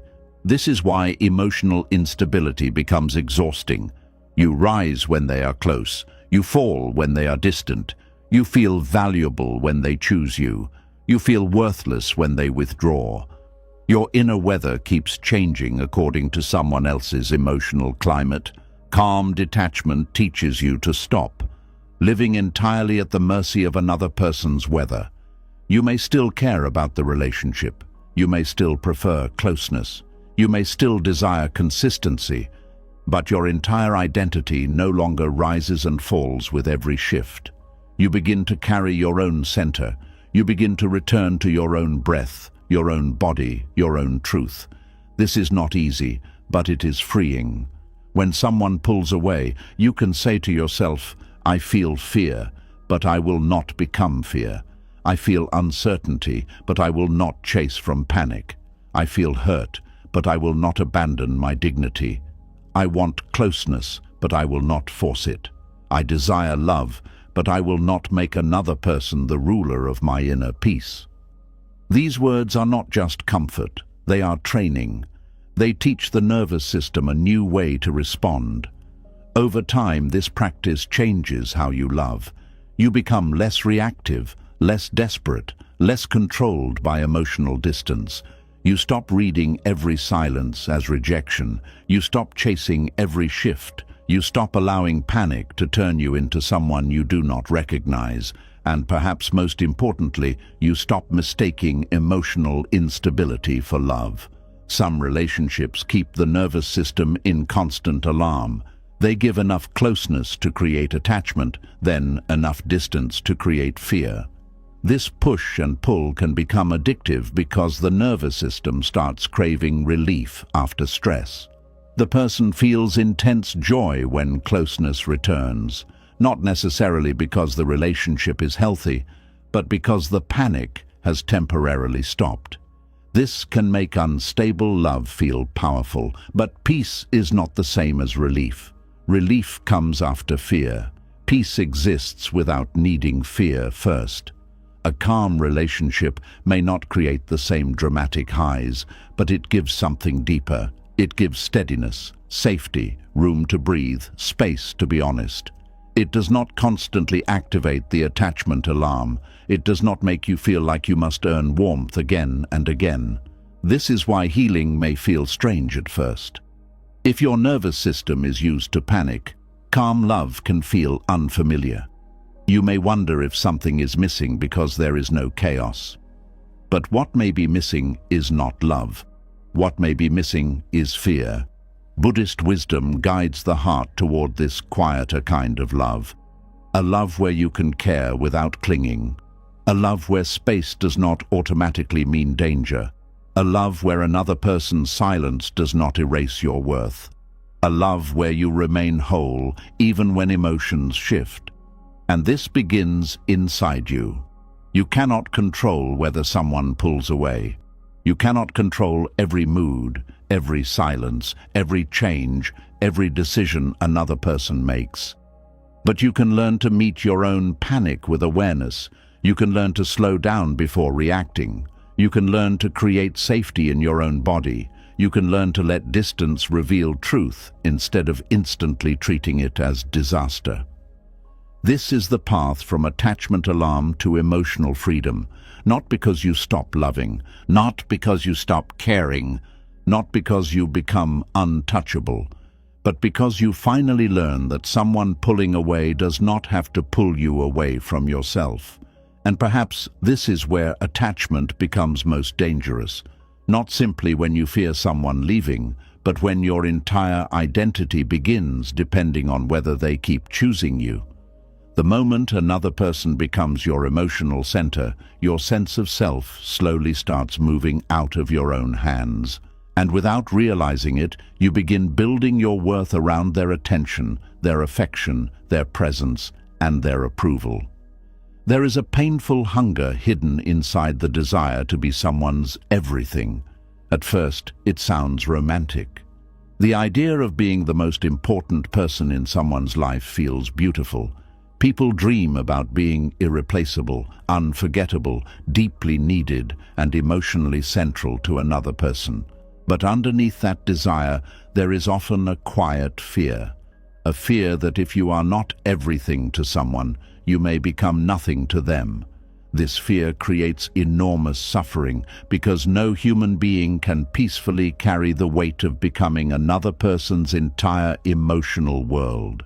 The moment your identity depends on another person's attention, your inner stability becomes fragile.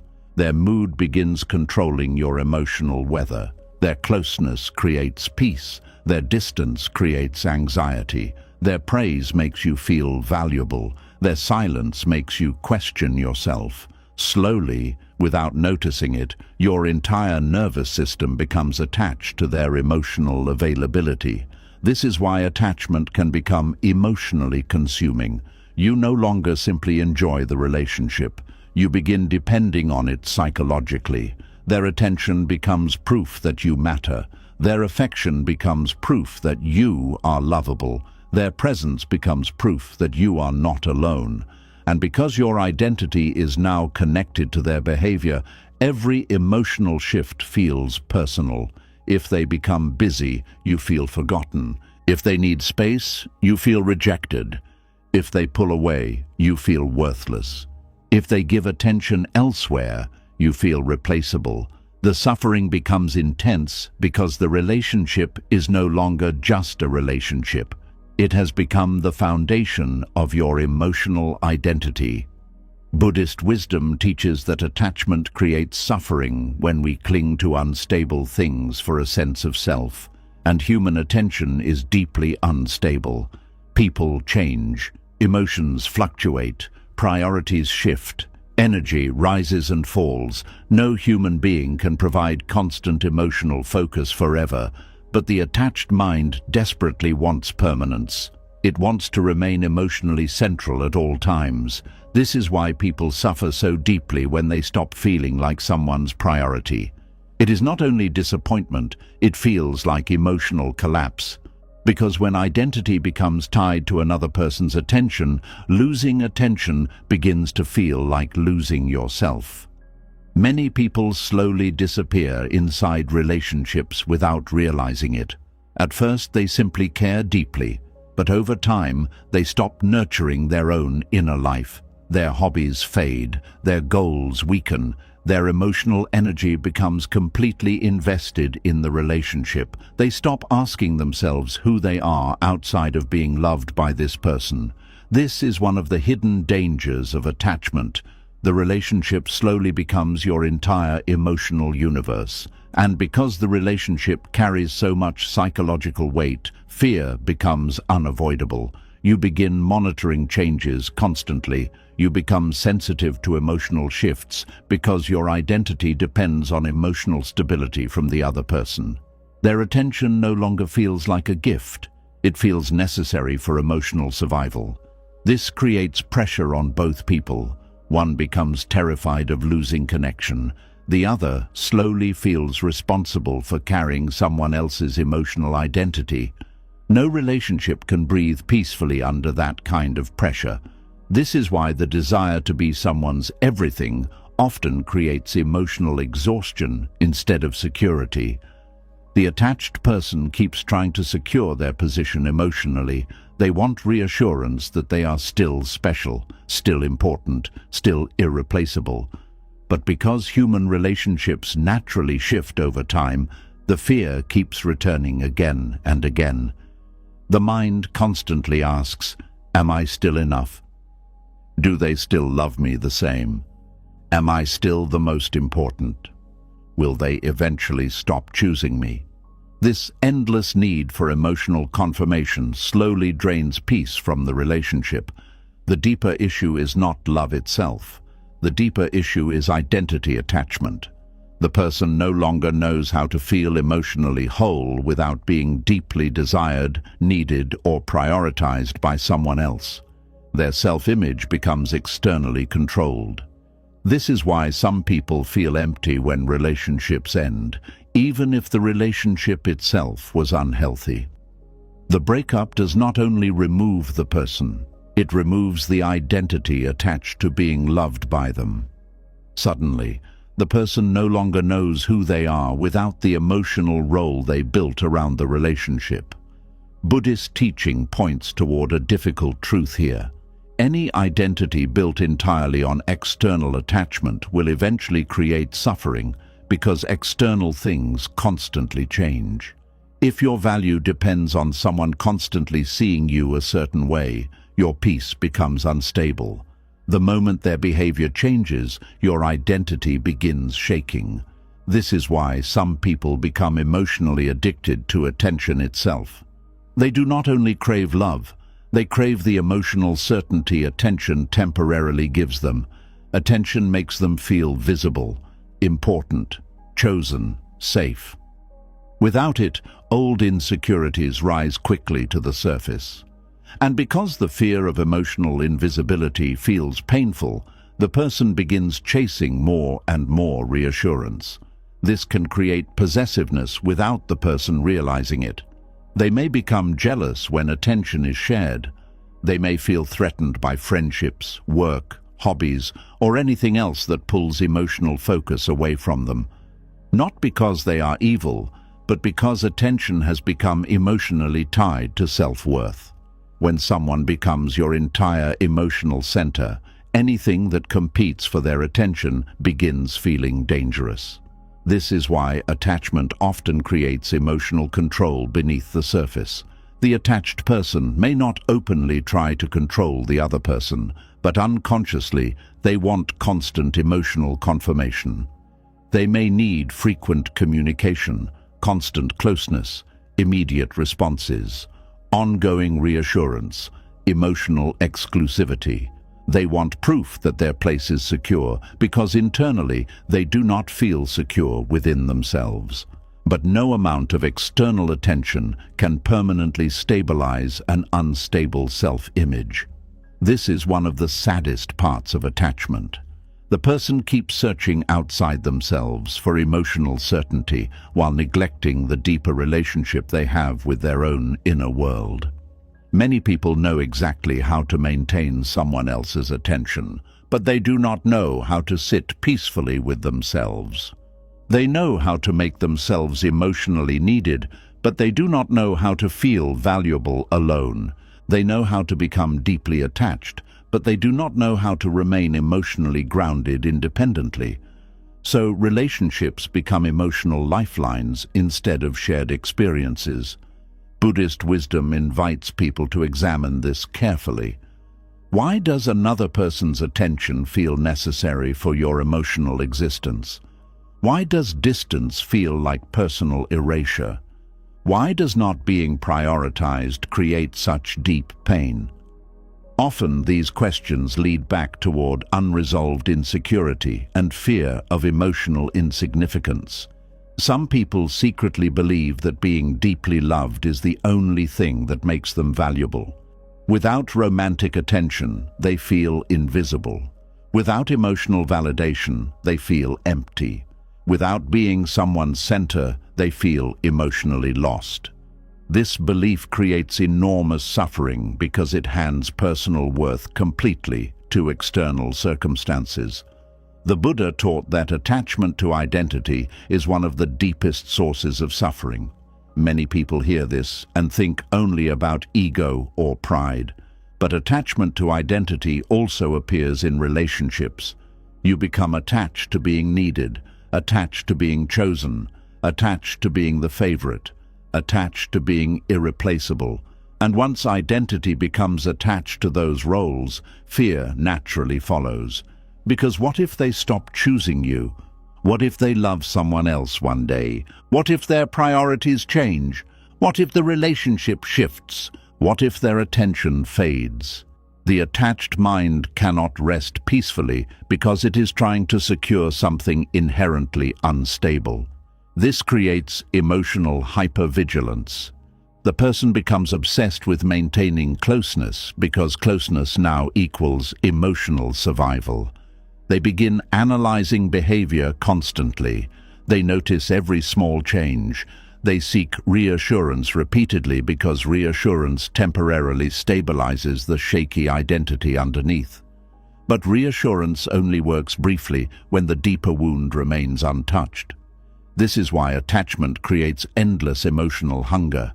The nervous system keeps demanding more proof because internal peace has not yet been built independently.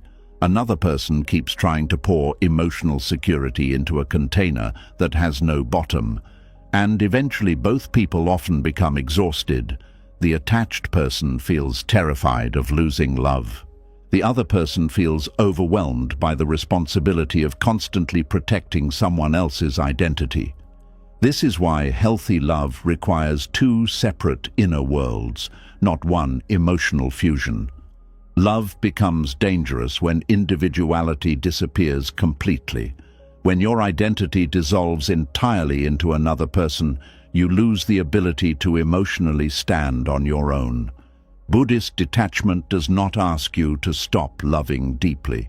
It asks you to stop building your entire existence around external attachment. There is a difference between connection and emotional dependency.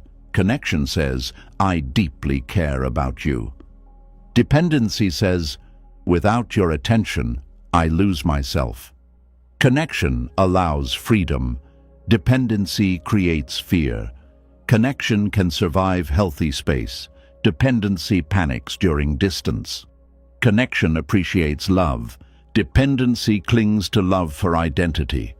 This distinction changes everything. Many people confuse emotional fusion with intimacy. They believe becoming someone's everything is the highest form of love. But often, it becomes emotional imprisonment for both people. One person feels responsible for carrying the relationship constantly. The other feels emotionally unstable anytime closeness changes. Real intimacy is not about becoming emotionally consumed by another person. It is about sharing connection while remaining internally rooted within yourself. This is why emotionally healthy love allows individuality to remain alive. Both people still have their own inner life, their own identity, their own emotional grounding, their own connection to purpose, self-respect, and inner peace. The relationship adds to their lives, but it does not become their entire emotional existence. Without this balance, attachment becomes suffocating. The person may stop living for themselves completely. Their moods revolve around the relationship. Their motivation depends on emotional closeness.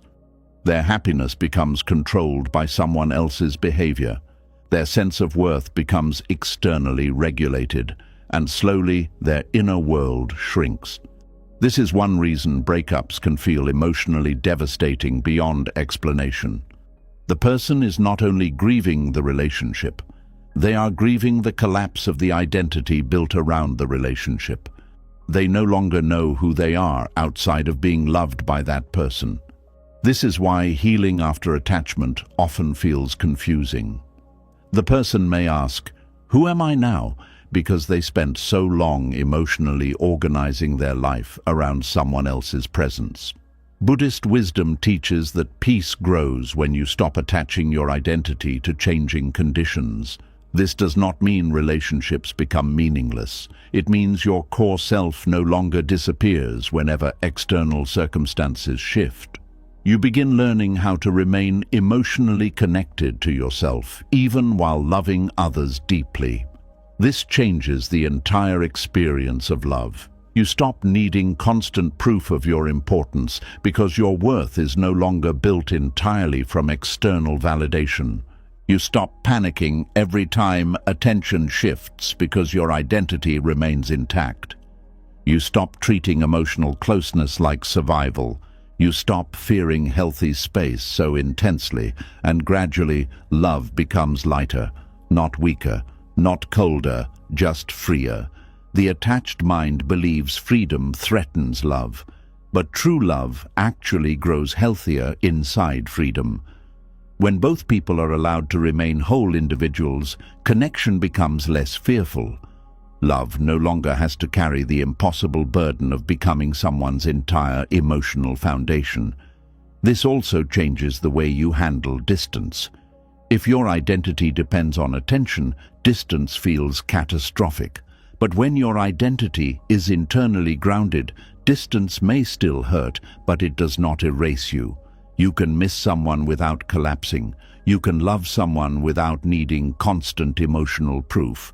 You can remain connected without emotionally imprisoning either yourself or the other person. This is emotional maturity. It means your happiness is not fully outsourced. Your worth is not permanently dependent on another person's gaze. Your identity remains alive even during uncertainty. Many people spend years unconsciously trying to become indispensable because they believe indispensability creates safety.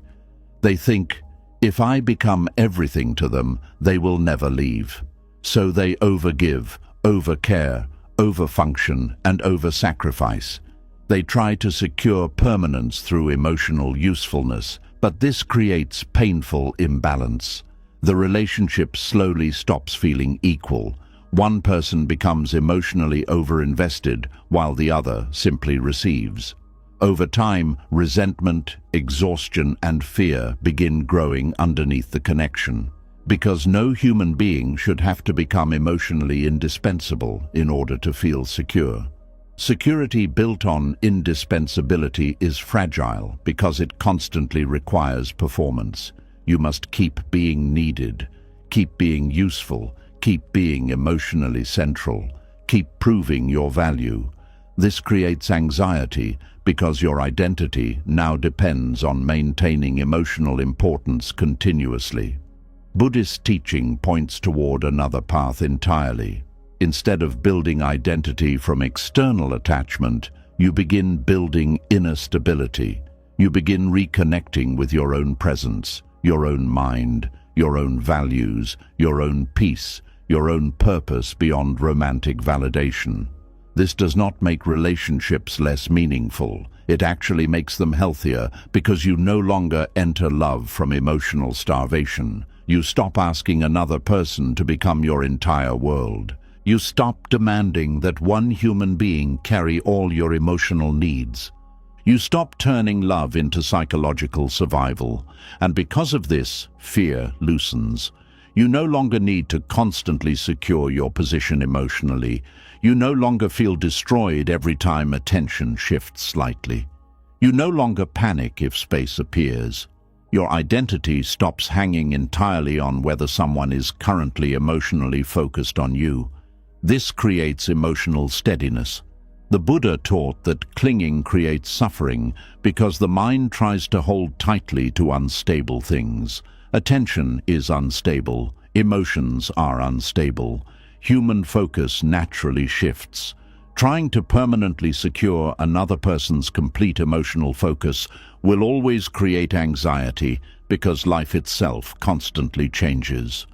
But when your identity becomes rooted within yourself, relationships stop carrying impossible emotional pressure. You can love deeply without demanding emotional ownership. You can appreciate attention without becoming addicted to it. You can enjoy closeness without turning it into your only source of worth. This is what healthy detachment looks like. Not emotional distance, not coldness, not pretending not to care, but emotional balance. The understanding that another person can enrich your life without becoming your entire identity. The understanding that your worth exists even when attention shifts. The understanding that love should support your inner life, not replace it. And perhaps this is one of the deepest forms of freedom the heart can experience. The moment you stop needing to be someone's everything, you finally begin becoming fully yourself again. And this is where attachment becomes even more dangerous. The moment your peace depends too heavily on keeping someone close, your ability to see clearly begins to weaken. Fear slowly starts changing your judgment. You no longer only ask, "Do they love me well?" You begin asking something far more desperate. How do I stop them from leaving? And once fear of loneliness becomes stronger than self-respect, people begin accepting things that quietly destroy them. There is a painful blindness that attachment creates. Deep down, many people can already feel when something is wrong. The disrespect is there. The inconsistency is there. The emotional manipulation is there. The coldness, confusion, dishonesty, and imbalance are already visible. But the fear of losing the connection becomes stronger than the desire to face the truth. And so the mind begins protecting the attachment instead of protecting the person. This is why people ignore red flags they would clearly see in someone else's relationship. A friend may tell them, "This person keeps hurting you." Their body may already feel exhausted. Their intuition may already feel uneasy. But attachment keeps whispering dangerous things into the mind. They are just stressed. They did not mean it. They will change. Maybe I am overreacting. No relationship is perfect. If I love them enough, things will improve. These thoughts do not come from peace. They come from fear, trying to keep the attachment alive. Buddhist wisdom teaches that attachment distorts perception because the mind becomes emotionally invested in maintaining what it fears losing. Once someone becomes psychologically necessary to your emotional world, objectivity becomes difficult. The mind starts filtering reality through attachment instead of truth. This is why emotionally attached people often become experts at making excuses for painful behavior. They minimize disrespect. They rationalize inconsistency. They normalize emotional instability. They convince themselves that unhealthy behavior is temporary because accepting reality would force them to face the terrifying possibility of letting go. And for someone deeply attached, letting go can feel emotionally unbearable. The fear of loneliness has incredible power over human behavior.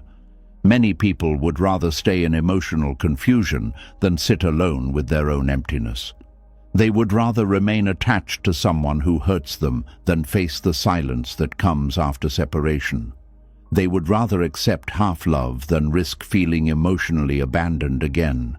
This is why attachment often traps people inside relationships that slowly damage their spirit. At first, the red flags appear small. Maybe the person becomes emotionally distant whenever serious conversations happen. Maybe they disappear during difficult moments. Maybe they only give affection when it benefits them. Maybe they constantly create uncertainty. Maybe they make you feel guilty for having emotional needs. Maybe they flirt with other people to maintain control. Maybe they repeatedly break trust while asking for endless patience. Deep down, you notice these things. Your body notices them. Your intuition notices them. Your emotional exhaustion notices them. But attachment immediately tries to soften the truth because the truth feels threatening to the bond. This is one of the most painful effects of emotional dependency. The relationship becomes more important than reality itself. The attached mind starts prioritizing emotional connection over emotional health. Instead of asking whether the relationship feels peaceful, the person only focuses on whether the relationship still exists. Survival of the attachment becomes the main goal. This is why some people lose themselves slowly while remaining convinced they are fighting for love. Buddhist teaching warns about the suffering created when craving blinds the mind. Craving does not want truth. It wants continuation. It wants the attachment preserved at all costs, so the mind becomes selective. It focuses intensely on moments of warmth while ignoring repeated patterns of pain. One loving moment suddenly cancels 10 painful ones. One apology erases repeated disrespect. One affectionate night becomes proof that the relationship is special. Attachment clings desperately to emotional highs because the highs temporarily calm the fear of loss. And because the relief feels so powerful after emotional pain, the person becomes emotionally addicted to small moments of closeness. This creates a dangerous cycle. The relationship hurts them. Then the relationship comforts them. Then they become even more attached to the person causing the pain. Over time, this emotional pattern becomes confusing because pain and comfort become emotionally mixed together. The nervous system starts associating instability with love itself. This is why unhealthy relationships can feel so difficult to leave. The person is not only attached to the partner, they are attached to the emotional cycle. The fear, relief, anxiety, reassurance, distance, and closeness create intense emotional stimulation that keeps the attachment alive. Calm relationships may even feel unfamiliar because the nervous system has become conditioned around emotional unpredictability. The attached person often believes they are being patient, understanding, loyal, or compassionate. But sometimes what they call loyalty is actually fear. Fear of starting over, fear of being alone, fear of admitting the relationship is unhealthy, fear of feeling unwanted, fear of confronting the emptiness waiting underneath the attachment. So they stay. They stay after repeated disappointment. They stay after emotional neglect. They stay after manipulation. They stay after trust keeps breaking. They stay while constantly hoping the person will eventually become emotionally safe. And every time they ignore another red flag, they move further away from themselves. This is the hidden cost of attachment. You stop trusting your own inner voice. You stop listening to discomfort. You stop respecting emotional pain as information. Instead, you train yourself to tolerate more and more suffering just to keep the relationship alive. Buddhist wisdom teaches that attachment often grows strongest where clarity is weakest. The more emotionally dependent you become, the harder it becomes to see things honestly. Fear clouds perception. Desire clouds judgment. Loneliness clouds wisdom. This is why awareness is so important. Awareness asks difficult questions. Why am I fighting so hard for someone who keeps making me feel emotionally unsafe? Why do I keep explaining away behavior that hurts me? Why does losing this person feel more terrifying than losing my peace? What exactly am I afraid of facing if this relationship ends? These questions can feel uncomfortable because they force you to look beyond the fantasy of the relationship and into the reality of it. Many attached people are not actually in love with who the person consistently is. They are attached to potential, attached to memories, attached to hope, attached to the rare moments when the relationship feels beautiful again. Hope becomes dangerous when it prevents truth from being acknowledged. The mind keeps saying, maybe things will improve. And sometimes they do temporarily, but temporary improvement is not always transformation. This is why repeated emotional cycles become so exhausting.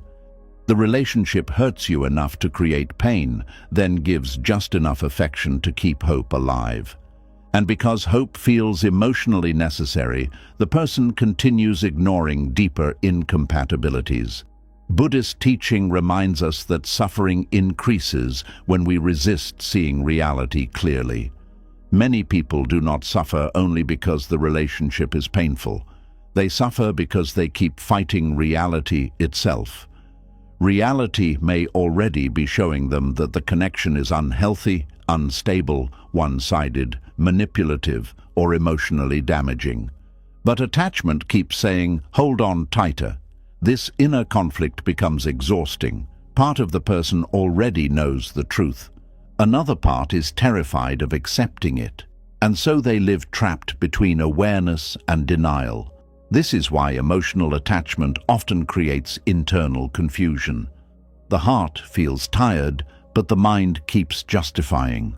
The body feels unsafe, but the attachment keeps clinging. Deep down, they know something feels wrong, but loneliness feels even more frightening than suffering. The fear of loneliness can make people accept treatment they never imagined tolerating. They accept being emotionally ignored. They accept inconsistency. They accept being an option instead of a priority. They accept disrespect disguised as honesty. They accept emotional unavailability. They accept manipulation disguised as love. They accept confusion because confusion feels less painful than separation. But every time you accept behavior that violates your inner peace, something inside you weakens. Not because you are weak as a person, but because self-betrayal slowly disconnects you from your own truth. And attachment often demands self-betrayal. You begin silencing your feelings to avoid conflict. You begin lowering your standards to maintain connection. You begin tolerating what hurts you because losing the person feels worse. This is where attachment becomes spiritually dangerous. The relationship starts teaching you to abandon your own inner wisdom. Buddhist wisdom teaches that peace requires clarity, not fantasy, not emotional addiction, not denial, clarity, the ability to see people, relationships, and yourself honestly. Clarity does not mean becoming harsh or cynical. It means no longer allowing fear to distort reality. You begin noticing patterns instead of isolated moments. You begin paying attention to how the relationship consistently feels. You begin trusting your body's discomfort instead of dismissing it.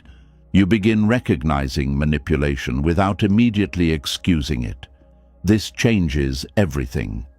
Because many attached people spend years trying to earn healthy treatment from emotionally unhealthy people. They believe if they become more patient, more understanding, more loving, more forgiving, then eventually the other person will finally become emotionally safe. But no amount of self-sacrifice can force emotional maturity into another human being. This is one of the hardest truths attachment must face. You cannot heal someone through endless tolerance. You cannot love someone into emotional responsibility. You cannot save a relationship by carrying all the emotional labor yourself. And the longer attachment refuses to accept this, the more suffering grows. Many emotionally manipulative people unconsciously recognize attachment wounds in others.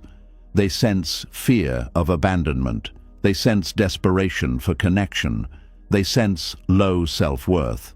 And sometimes, intentionally or unintentionally, they use this to maintain control. They may give affection inconsistently. They may create confusion. They may withdraw emotionally whenever accountability appears. They may make you feel guilty for expressing needs. They may alternate between closeness and distance to keep the attachment strong. This emotional inconsistency creates anxiety, and anxiety often strengthens attachment because the nervous system becomes obsessed with regaining emotional stability. The attached person starts working harder and harder for small moments of emotional warmth. This is why attachment can resemble addiction psychologically. The person becomes emotionally dependent on occasional relief after emotional pain. One affectionate message suddenly feels powerful after days of uncertainty. One kind moment temporarily erases repeated suffering. And because the relief feels so intense, the person mistakes emotional dependency for deep love.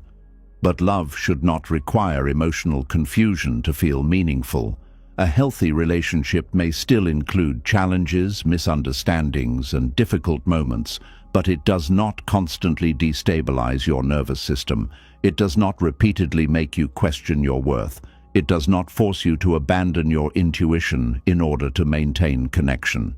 Peaceful love allows honesty. Unhealthy attachment often requires denial.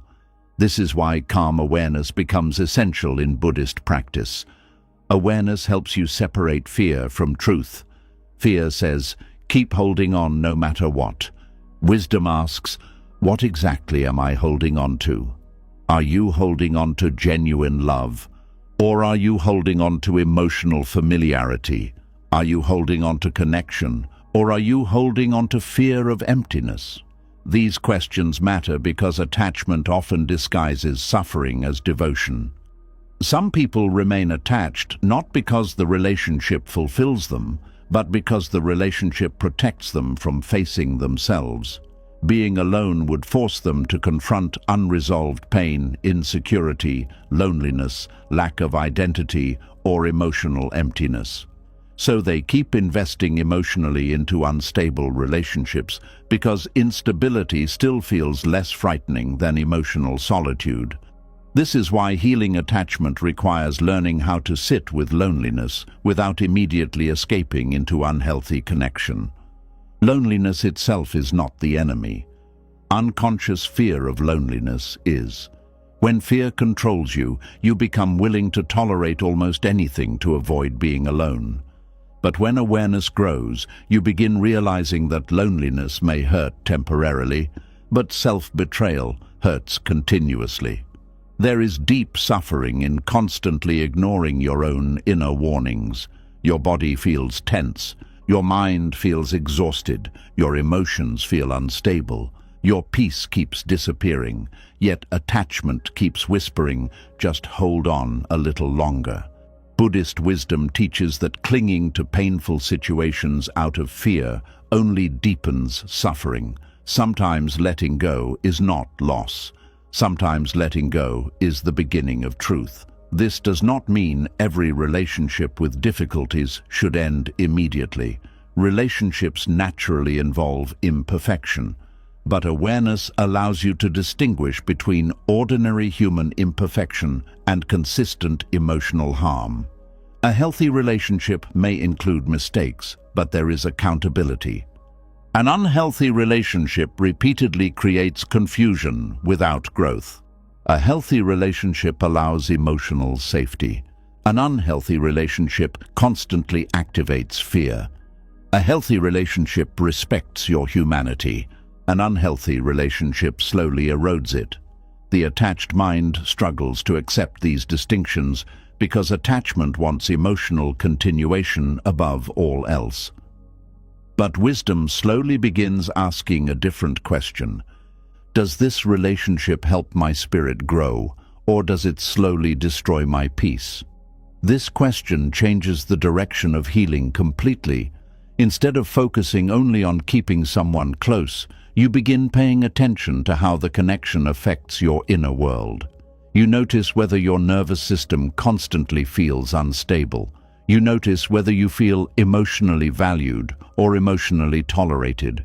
You notice whether your authenticity is welcomed or punished. And most importantly, you begin noticing whether you still feel connected to yourself inside the relationship. Because this is the deepest danger of attachment blindness. It slowly disconnects you from your own inner truth. You begin trusting the relationship more than your own intuition. You begin prioritizing emotional access to someone over emotional honesty with yourself. You begin tolerating what your spirit already knows is hurting you. But healing begins the moment you stop abandoning your inner wisdom for the sake of attachment. This does not require hatred. It does not require bitterness. It does not require becoming cold. It simply requires honesty. Honesty about how the relationship actually feels. Honesty about the emotional patterns repeating themselves. Honesty about the cost of constantly ignoring red flags. Honesty about the fear underneath your attachment. Because sometimes the relationship is not being held together by love. Sometimes it is being held together by fear of loneliness. And the moment you clearly see that, attachment begins losing its illusion. You start realizing that peace matters too. Your emotional safety matters too.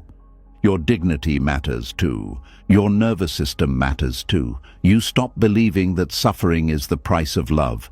You stop romanticizing emotional instability. You stop chasing people who repeatedly disturb your peace. And slowly, your eyes begin opening again. You begin seeing behavior without immediately excusing it. You begin hearing your intuition without silencing it. You begin trusting discomfort as information instead of weakness. You begin understanding that being alone is not the greatest danger. The greatest danger is losing yourself while desperately trying to avoid loneliness. because loneliness may wound you temporarily, but attachment without awareness can keep you emotionally imprisoned for years. And perhaps this is one of the deepest forms of Buddhist wisdom in relationships. The moment fear stops controlling your attachment, truth finally becomes visible. And once truth becomes visible, the heart faces a deeper question. If attachment makes you ignore red flags, cling to pain, and confuse fear with devotion, then what does real love look like when it is no longer controlled by fear? This is where Buddhist wisdom becomes gentle but powerful.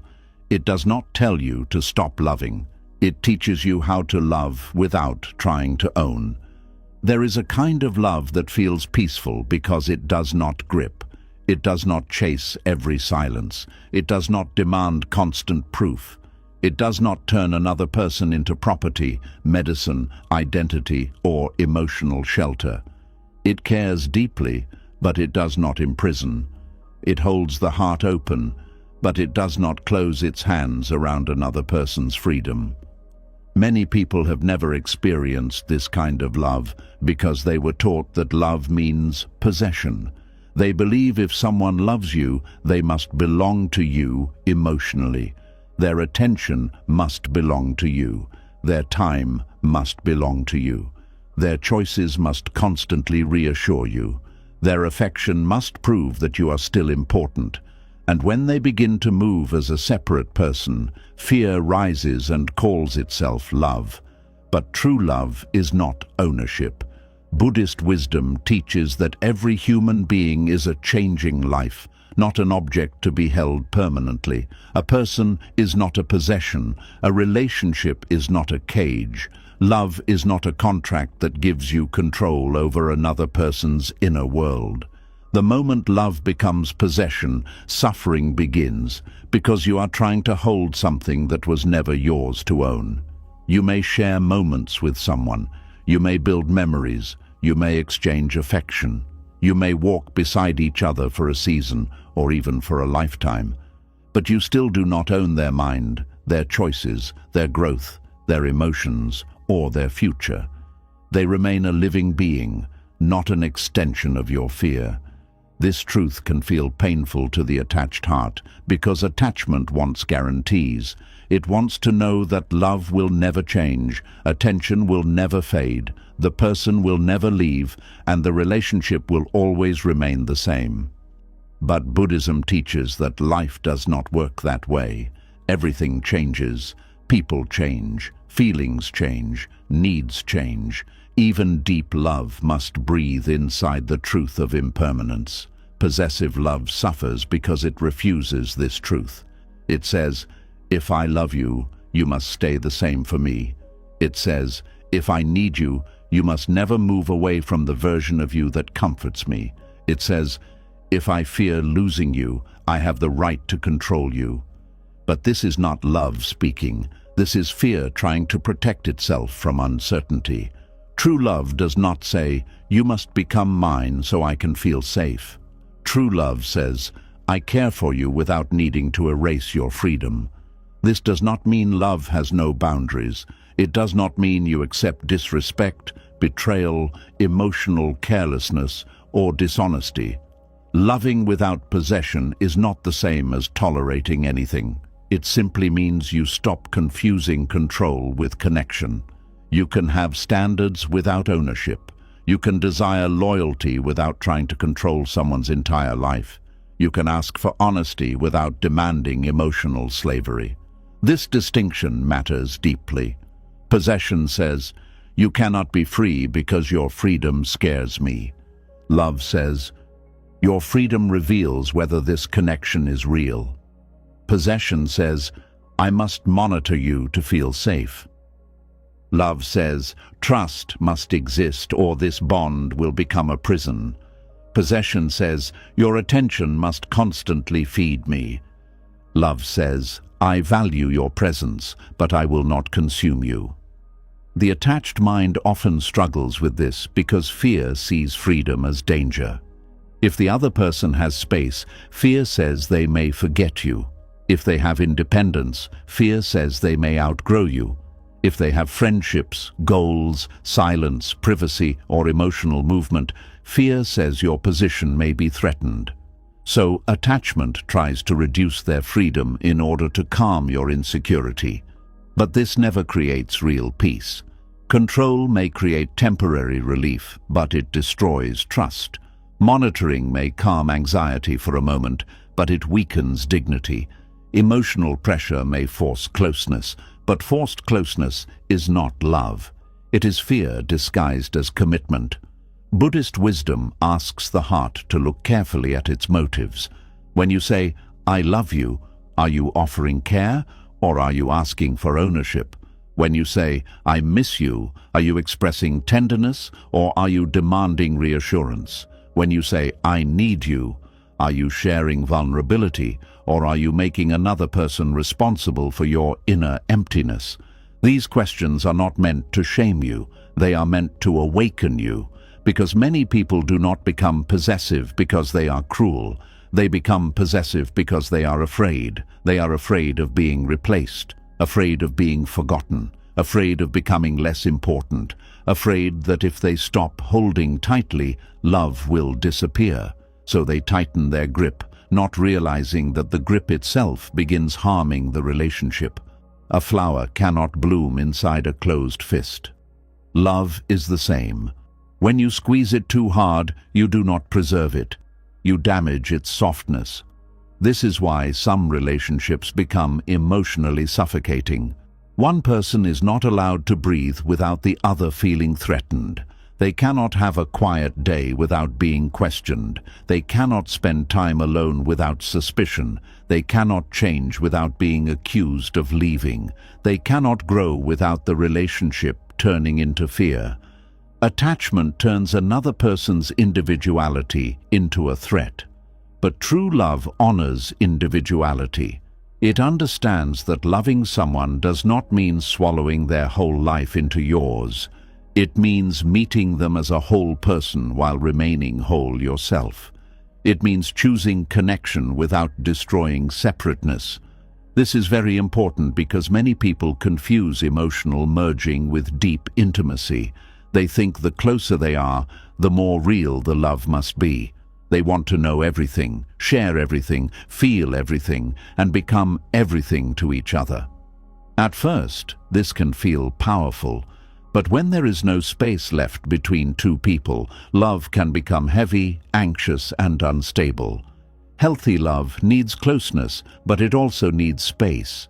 Space allows people to breathe. Space allows reflection. Space allows desire to remain alive without becoming pressure.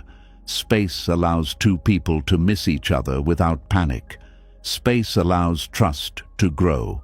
Without space, love becomes control, and control eventually becomes suffering.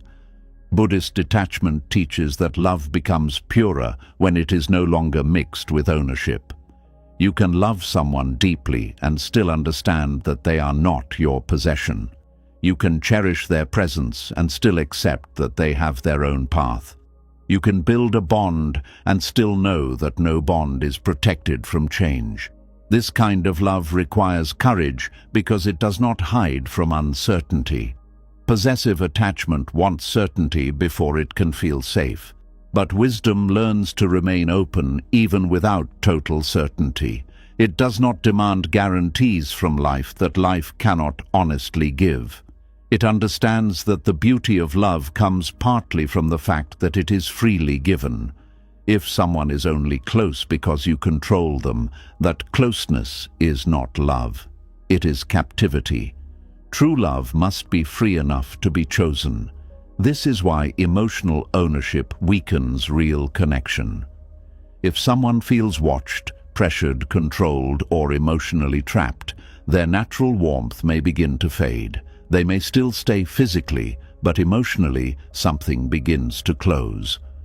The relationship becomes less about affection and more about managing fear. Then both people suffer.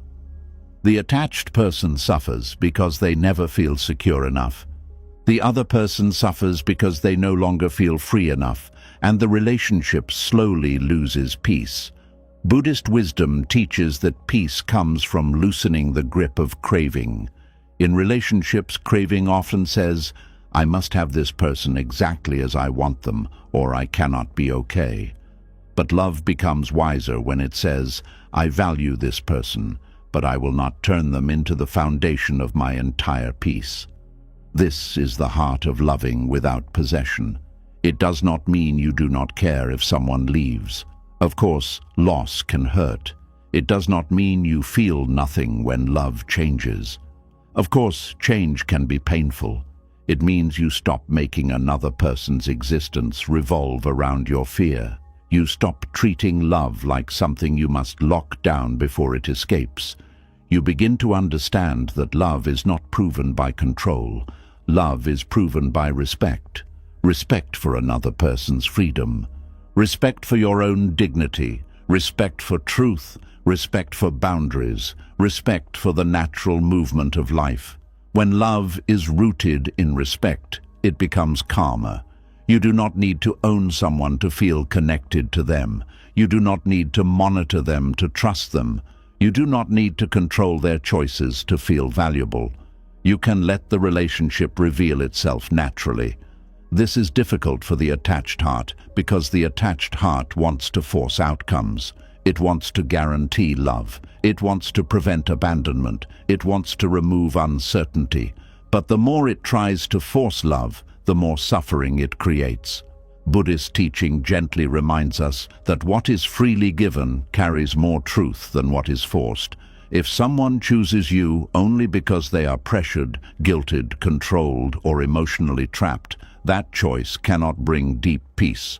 You may keep the person near, but you will still feel afraid, because your heart knows the closeness is not fully free. And because it is not fully free, you will keep needing more proof. This becomes an endless cycle. Control creates insecurity. Insecurity creates more control. More control creates more distance. More distance creates more panic. The way out is not to control harder. The way out is to become more conscious. You begin asking, what am I afraid will happen if I loosen my grip? Often the answer reveals the wound underneath. You may fear being abandoned. You may fear being replaced. You may fear not being enough. You may fear that without control you will discover the relationship was not as strong as you hoped. This fear is painful, but it is also honest. Sometimes we possess people because we are afraid truth will hurt us. We would rather control the relationship than discover whether love is truly present. But a controlled relationship does not reveal love clearly. Only freedom reveals love clearly. When someone has freedom and still chooses you with honesty, warmth, and consistency, that love becomes peaceful. But if someone only stays because they are trapped, pressured, or afraid to hurt you, the relationship becomes filled with invisible sadness. Loving without possession means you are willing to let truth be seen. This is one of the rarest forms of emotional maturity. It says, I would rather be loved freely than kept through fear. It says, I would rather face the truth than live inside emotional control. It says, I will not turn another person into a prisoner just because my wounds are afraid. This does not make love weaker. It makes love cleaner. Possessive attachment is often filled with hidden contracts. I gave you my heart, so you must behave in ways that calm my fear. I sacrificed for you, so you must never disappoint me. I love you deeply, so you owe me constant emotional access. But true love does not operate as emotional debt. Love given freely does not become a chain around someone else's neck. This does not mean your needs are wrong. Wanting care, loyalty, consistency, affection, and respect is healthy. The difference is that love communicates needs while possession demands control. Love says, this is what helps me feel safe in a relationship. Possession says, you must give me what I want exactly when I want it, or I will panic, accuse, punish, or collapse. One invites understanding. The other creates fear. Buddhist wisdom teaches the middle path, not cold detachment, not suffocating attachment, not emotional indifference, not emotional ownership. The middle path is loving with an open hand, caring deeply without clinging desperately, being present without becoming possessive, being devoted without becoming controlling. This kind of love begins inside your relationship with yourself. If you are disconnected from yourself, you may try to possess others because they seem to give you the stability you cannot find within. If you do not feel internally valuable, you may need another person's attention to prove your worth. If you do not know how to comfort your own fear, you may demand that someone else constantly calm it for you. So loving without possession is not only a relationship practice, it is a self-healing practice. You learn to return to yourself when fear rises. You learn to comfort your insecurity without controlling someone else. You learn to feel jealousy without letting jealousy become ownership. You learn to feel longing without turning longing into pressure. You learn to feel love without making love a prison. This is where the heart becomes stronger, not harder, stronger. A strong heart can love without panic. It can miss someone without demanding. It can feel uncertainty without controlling. It can set boundaries without possessing. It can accept that people are free beings, not emotional property. And this strength brings peace. Many people believe possession protects love, but it actually protects fear. It keeps fear hidden for a while by making the other person's world smaller. But love cannot flourish when someone's world keeps shrinking to satisfy another person's insecurity. A person may stay in a cage, but staying is not the same as loving. A person may obey, but obedience is not the same as devotion. A person may reassure constantly, but reassurance under pressure is not the same as peace. True love cannot be forced into existence by control. This is why Buddhism teaches non-attachment, not because love is unimportant, but because love is too important to be polluted by craving. When craving dominates love, the relationship becomes about need, fear, and possession. When awareness enters love, the relationship becomes about compassion, presence, respect, and freedom.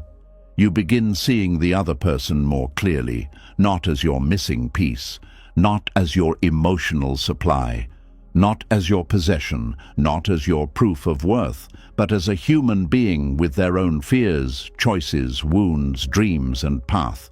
This shift is powerful because possession often turns people into objects.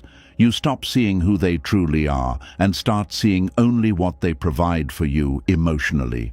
Their attention, their comfort, their affection, their reassurance, their presence. They become a tool for your emotional stability instead of a full person. But love sees the whole person.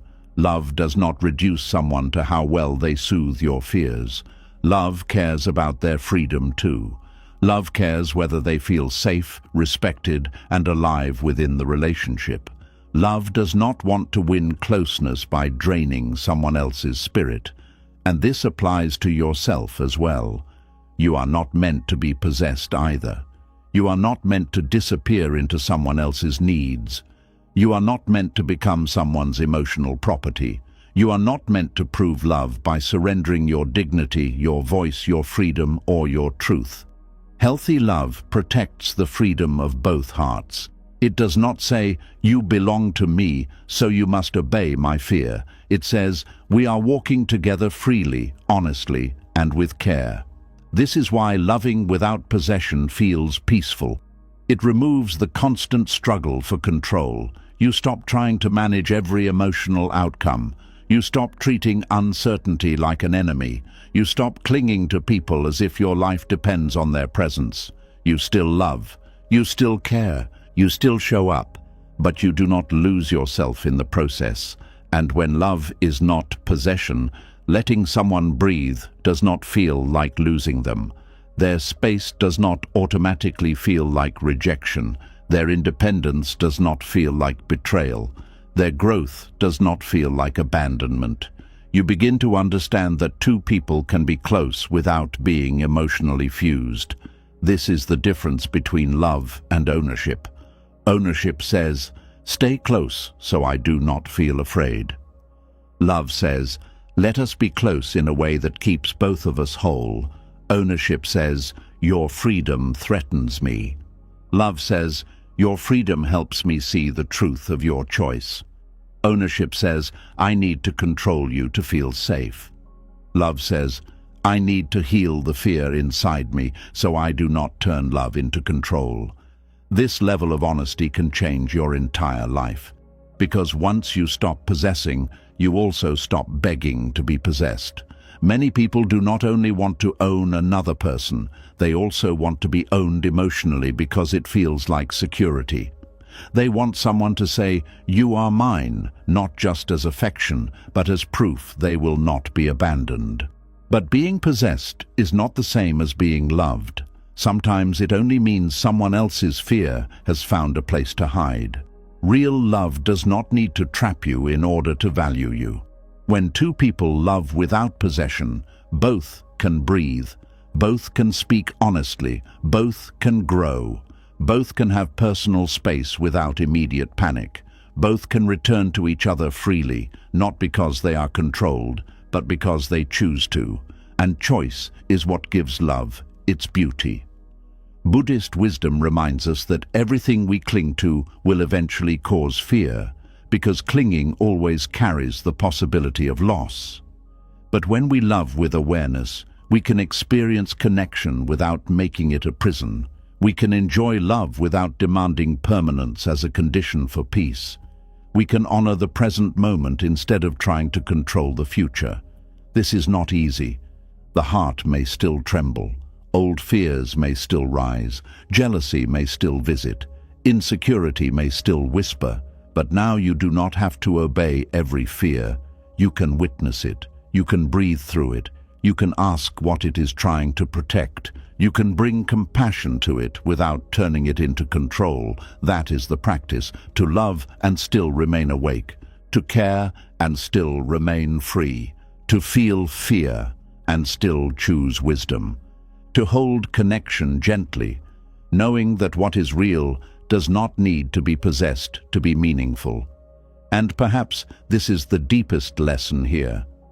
Love becomes most beautiful when it is not used to imprison another person or escape yourself.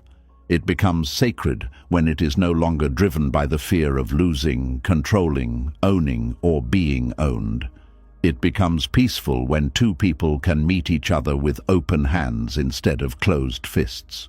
Because true love does not say, "You are mine, so I can finally feel safe." True love says, "You are free, and still, I choose to love you with awareness, respect, and peace." And once you understand that true love does not possess, another painful question begins to appear. If love is not supposed to trap the heart, why do so many people remain inside relationships that hurt them again and again? Why do they stay where they feel unseen, unwanted, confused, disrespected, or emotionally tired? The answer is not always simple weakness. Sometimes attachment makes familiar pain feel safer than uncertain freedom. There is a kind of suffering people get used to. It hurts, but at least it is known. The arguments are known, the silence is known, the disappointment is known, the emotional distance is known. Even the loneliness inside the relationship becomes familiar.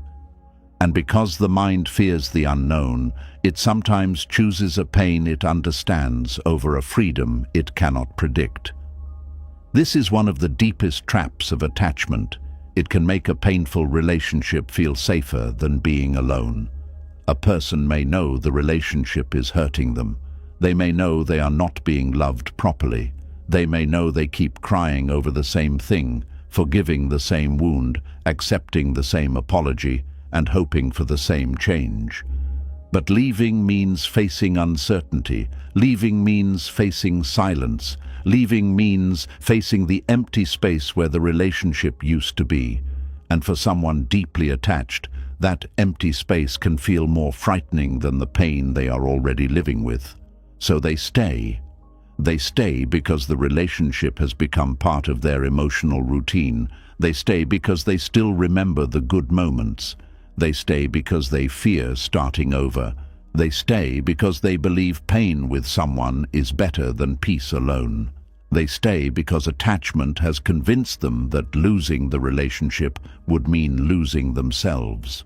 Buddhist wisdom teaches that suffering grows when the mind clings to what causes pain, simply because it fears change. The mind would rather repeat a known wound than step into a new life it cannot control. This is how attachment becomes a cage. The door may be open, but fear tells the heart not to move. Many people do not stay because they are blind. They stay because they are emotionally bonded to hope. Hope can be beautiful, but it can also become dangerous when it keeps you attached to someone's potential instead of their pattern. You keep seeing who they could become, not who they keep choosing to be. You keep remembering the version of them that was gentle, attentive, loving, or sorry. You keep holding on to the small light while ignoring the long darkness around it. And this is how pain becomes normalized. The first time someone hurts you deeply, it shocks you. The second time, it confuses you. The third time, you begin trying to explain it. After a while, the heart starts adjusting to what should never have become normal. You learn how to survive the mood swings. You learn how to walk carefully around their temper. You learn when to speak and when to stay quiet. You learn how to expect disappointment before it arrives. But surviving a relationship is not the same as being loved by it. Attachment often makes people proud of how much they can endure. They say, "I have been through so much with this person," as if pain itself proves love. But suffering together does not always mean a bond is sacred. Sometimes it simply means you have become used to being hurt by the same person. This is a hard truth, but it is necessary. Pain is not always proof of depth. Sometimes pain is proof that your peace has been ignored for too long. Some people stay because the relationship gives them just enough comfort to keep them attached. There may be long periods of pain, but then comes one soft moment, one apology, one tender message, one night of closeness, one memory of how things used to be, and suddenly the heart says, maybe it can still work. That small moment becomes emotional fuel. It keeps hope alive, even when the pattern has not truly changed. This is why unstable relationships can become so powerful. They do not hurt all the time. If they did, leaving might feel clearer. The confusion comes because pain and affection are mixed together. The same person who wounds you may also comfort you. The same person who creates anxiety may also become the one you run to for relief. The same relationship that drains you may also give you the emotional high you crave. This mixture creates attachment that feels difficult to break. Buddhist wisdom asks us to look beyond temporary relief and observe the whole pattern. Not just the sweet moments, not just the apologies, not just the memories, not just the promises, the whole pattern. How do you feel most of the time? Do you feel safe? Do you feel respected? Do you feel emotionally steady? Do you feel free to be honest? Do you feel more like yourself or less like yourself? These questions reveal what attachment tries to hide, because attachment often focuses on exceptions while wisdom focuses on patterns. Attachment says, but they were kind yesterday. Wisdom asks, are they kind consistently? Attachment says, but they apologized. Wisdom asks, did their behavior change? Attachment says, but I love them. Wisdom asks, is this love still protecting your dignity? This is where many people begin to wake up. They realize they have been using good memories to excuse present suffering. They realize they have been loving an old version of someone. They realize they have been staying loyal to a dream while the reality keeps hurting them. They realize they are not afraid of losing love. They are afraid of losing the hope that love might finally become what they need. That hope can become addictive. You keep waiting for the moment when everything changes. You tell yourself that one day they will understand. One day they will treat you better. One day they will see your worth. One day they will stop taking you for granted. One day the relationship will become peaceful. But while you wait for one day, your life is passing now, and the present moment keeps suffering. The Buddha taught that clinging to illusion creates suffering because the mind refuses to meet reality as it is. A painful relationship becomes more painful when you keep needing it to be different before you can accept the truth. You may not be suffering only from their behavior. You may also be suffering from the gap between what is happening and what you wish were happening. This gap can break the heart quietly. You love the idea of what the relationship could be, but you live inside what it actually is. You hold on to promises, but your nervous system lives with the behavior. You tell yourself they care, but your body keeps feeling abandoned. You say things are improving, but your peace keeps disappearing. This is why the body often knows before the mind admits it. The body gets tired. The chest becomes heavy. Sleep becomes restless. Joy becomes harder to feel. You become anxious before conversations. You feel relief when things are calm, not because the relationship is deeply peaceful, but because the pain has paused for a moment. Relief is not the same as happiness. Many people mistake relief for love because they have spent so long in emotional tension. When the person finally becomes kind again, the nervous system relaxes, and that relaxation feels like love. But sometimes it is only the body recovering from fear. The peace you feel after pain stops is not always proof that the relationship is healthy. Sometimes it is proof that you have been living under pressure. This is why attachment can make pain feel safer than solitude. Solitude feels empty at first, but painful attachment feels familiar. Solitude asks you to face yourself, but the relationship keeps you distracted. Solitude brings silence, but the relationship brings drama, hope, fear, and emotional movement. And for someone who is afraid of stillness, drama can feel like life. But drama is not depth. A peaceful life may feel boring to a nervous system trained by chaos. A calm relationship may feel unfamiliar to a heart used to earning affection. Being alone may feel frightening to someone who has always used relationships to escape inner emptiness. But unfamiliar does not mean unsafe. Sometimes peace feels strange simply because pain has been home for too long. Buddhist teaching gently invites you to stop calling the cage a home. It asks you to notice where you are clinging because you are afraid. It asks you to see where you have confused endurance with love. It asks you to ask whether staying is coming from wisdom or fear. It asks you to look honestly at the cost of remaining where your spirit keeps shrinking. This honesty is not easy. It may hurt, it may bring grief, it may make you admit things you avoided for a long time. But clarity is kinder than denial, even when clarity hurts at first. Some people stay because they fear being alone with their thoughts. Without the relationship, they do not know who they would be. Their identity has been wrapped around the other person for so long that leaving feels like falling into nothing. They wonder, who will I talk to? Who will I love? Who will choose me? What if no one comes again? These fears are human. They deserve compassion, but they should not become chains. Being alone after attachment may feel painful, but it can also become the beginning of returning to yourself. At first, the silence may feel loud. The missing may feel heavy. The body may crave the old pattern, even if the old pattern hurt.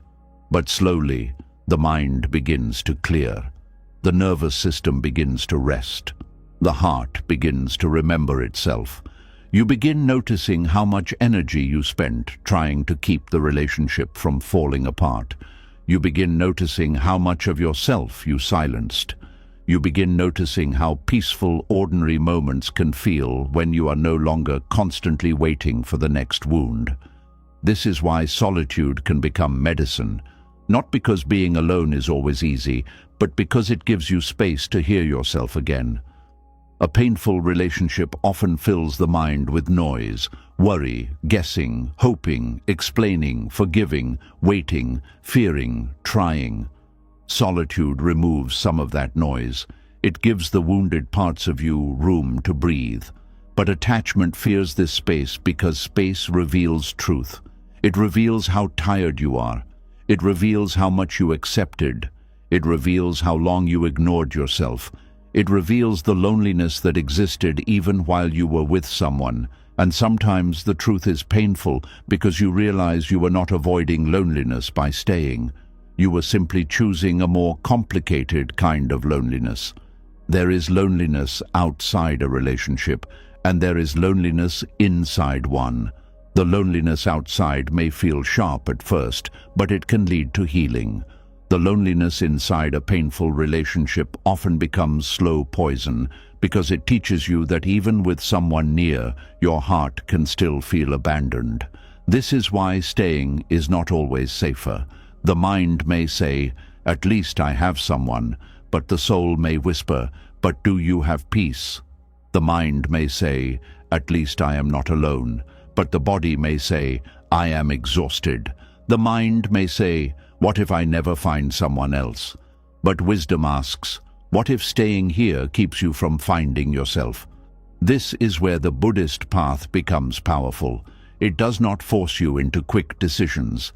It asks you to become conscious, to observe, to stop lying to yourself, to stop decorating suffering and calling it devotion, to stop using fear as proof that you should stay. Awareness is the first doorway. When you become aware, you can see the difference between love and attachment. Love may grieve, but attachment panics. Love may care, but attachment clings. Love may try, but attachment loses dignity. Love sees reality, but attachment keeps negotiating with illusion. A person may stay in pain because they believe leaving means failure. They think ending the relationship means all the years were wasted. But time spent loving someone is not wasted if it teaches you truth. The real waste is staying longer after your heart already knows the relationship is destroying your peace. Sometimes leaving is not failure. Sometimes leaving is the first honest act of self-respect. But even before leaving, the inner shift must happen. You must stop worshipping the relationship more than your own well-being. You must stop making the fear of solitude stronger than the need for peace. You must stop treating pain as the price you must pay to be loved. Love that constantly costs you. Your inner stability is asking for too much. The heart may argue with this truth because attachment is persuasive. It will remind you of the good times. It will bring back their smile. It will replay the soft memories. It will tell you that no one else will understand you. It will tell you that loneliness will be unbearable. It will tell you that you are too deep in to walk away now. But wisdom speaks more quietly. Wisdom says, "Look at what this is doing to you."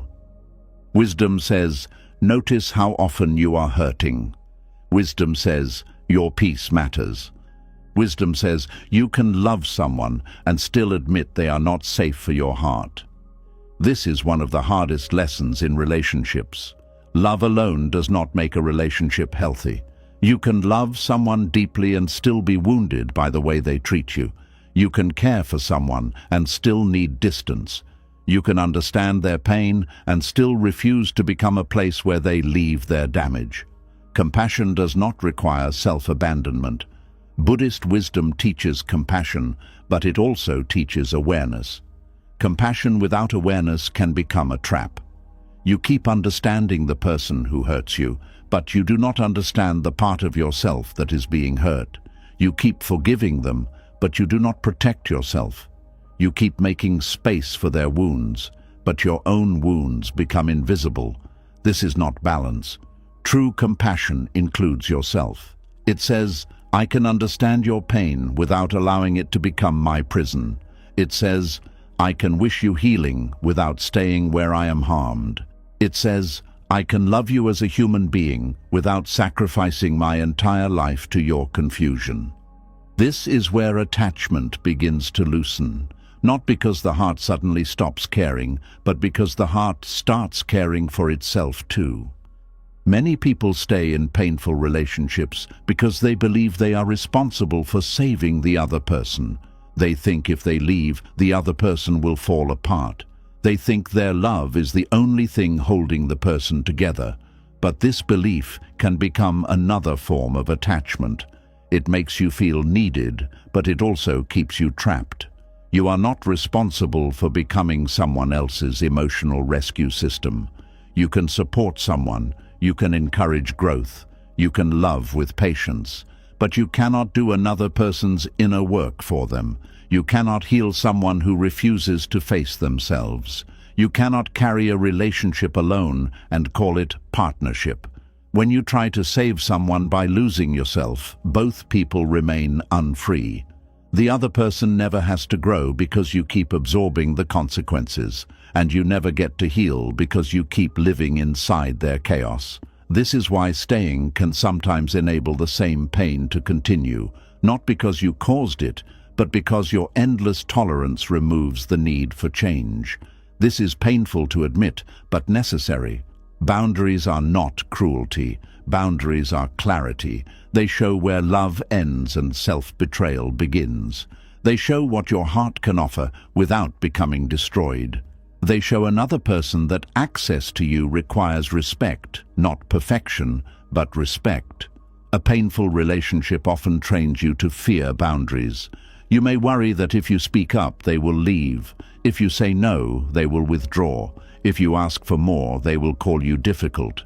But if a relationship can only survive when you silence yourself, then it is not surviving through love. It is surviving through your disappearance. And you were not born to disappear inside someone else's emotional comfort.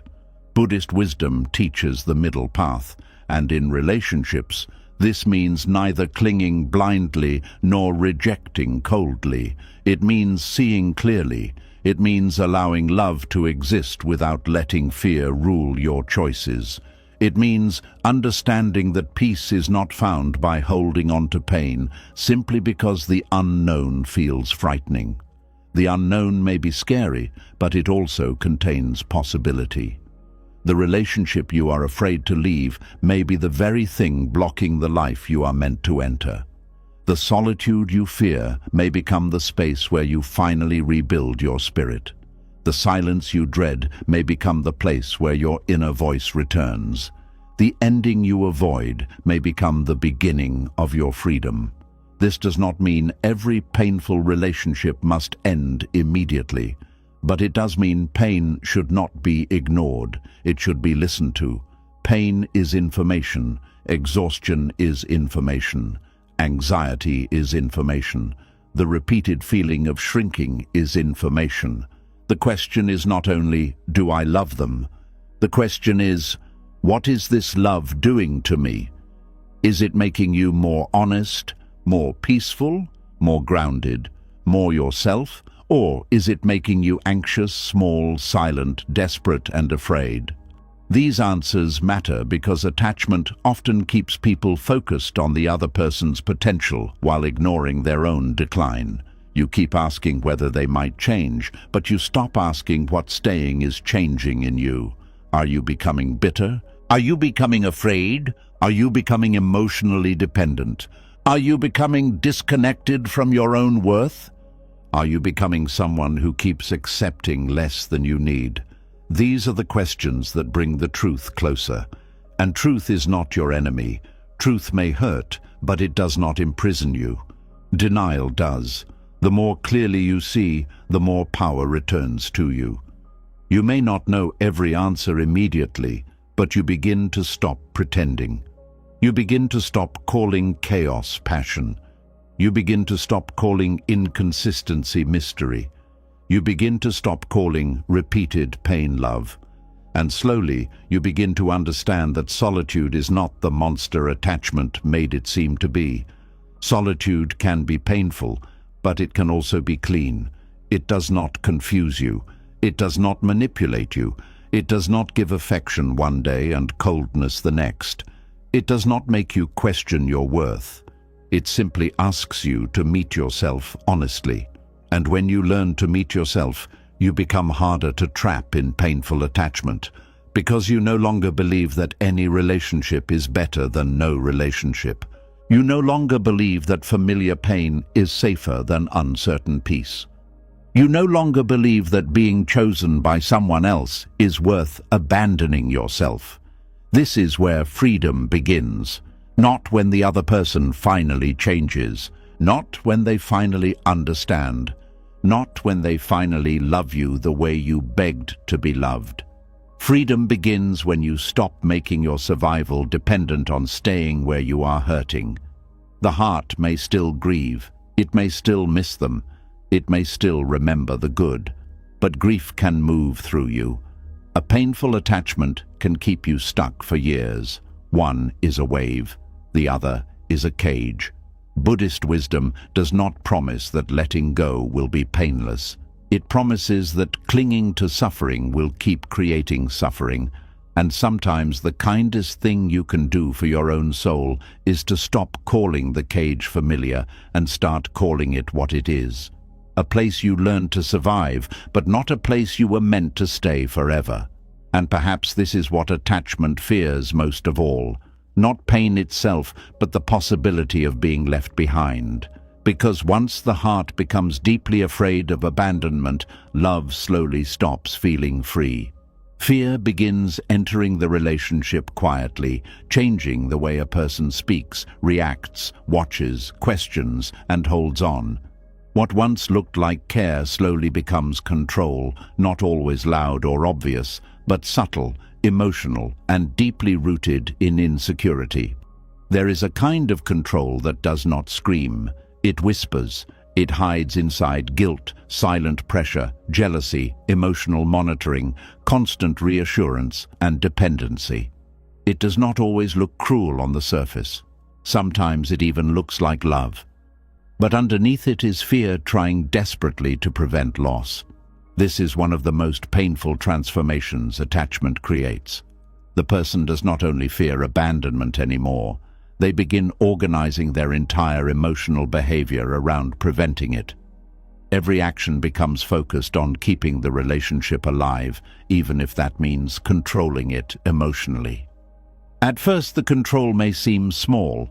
The person becomes uneasy when messages are delayed.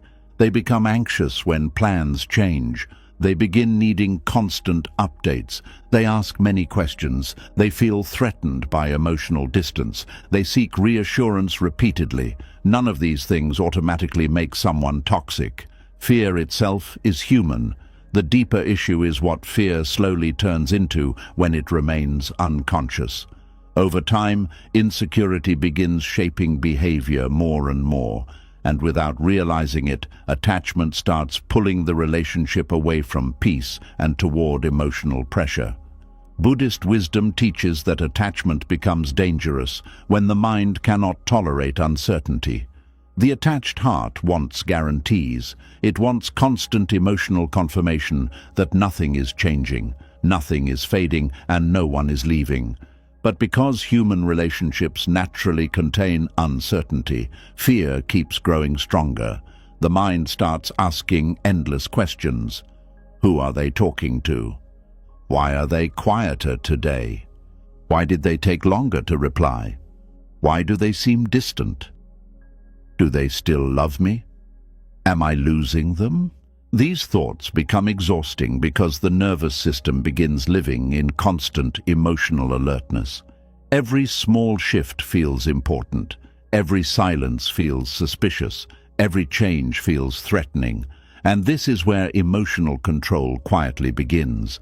A person may start checking phones, social media, online activity, or emotional behavior constantly. Not necessarily because they are manipulative by nature, but because fear has convinced them that constant monitoring will protect them from abandonment. The mind believes, if I stay aware of everything, maybe I can prevent myself from being hurt. But control never creates real safety. It only creates temporary relief from anxiety. This is why emotionally controlling behavior often grows stronger over time instead of weaker.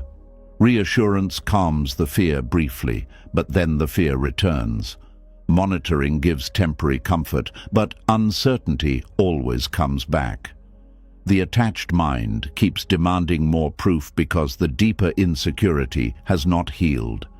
The frightening part is that many people do not recognize emotional control when it is happening. They call it caring, protective behavior, passion, loyalty, deep love. But sometimes what looks like love on the surface is actually fear trying to manage another person's behavior. Buddhist wisdom asks us to examine the energy underneath our actions. Are you trying to understand someone or control their choices?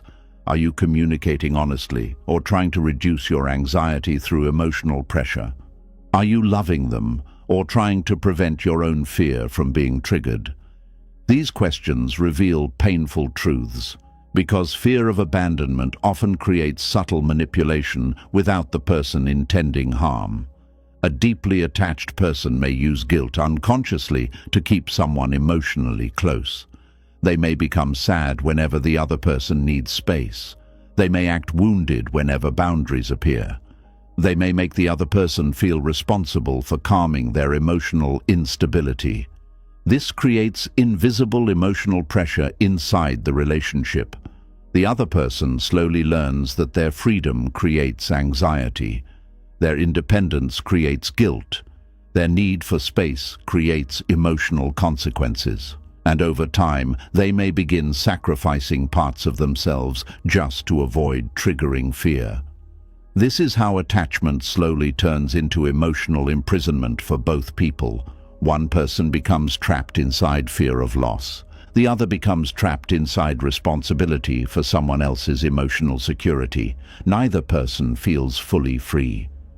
Buddhist teaching reminds us that true love cannot grow where fear controls the relationship completely.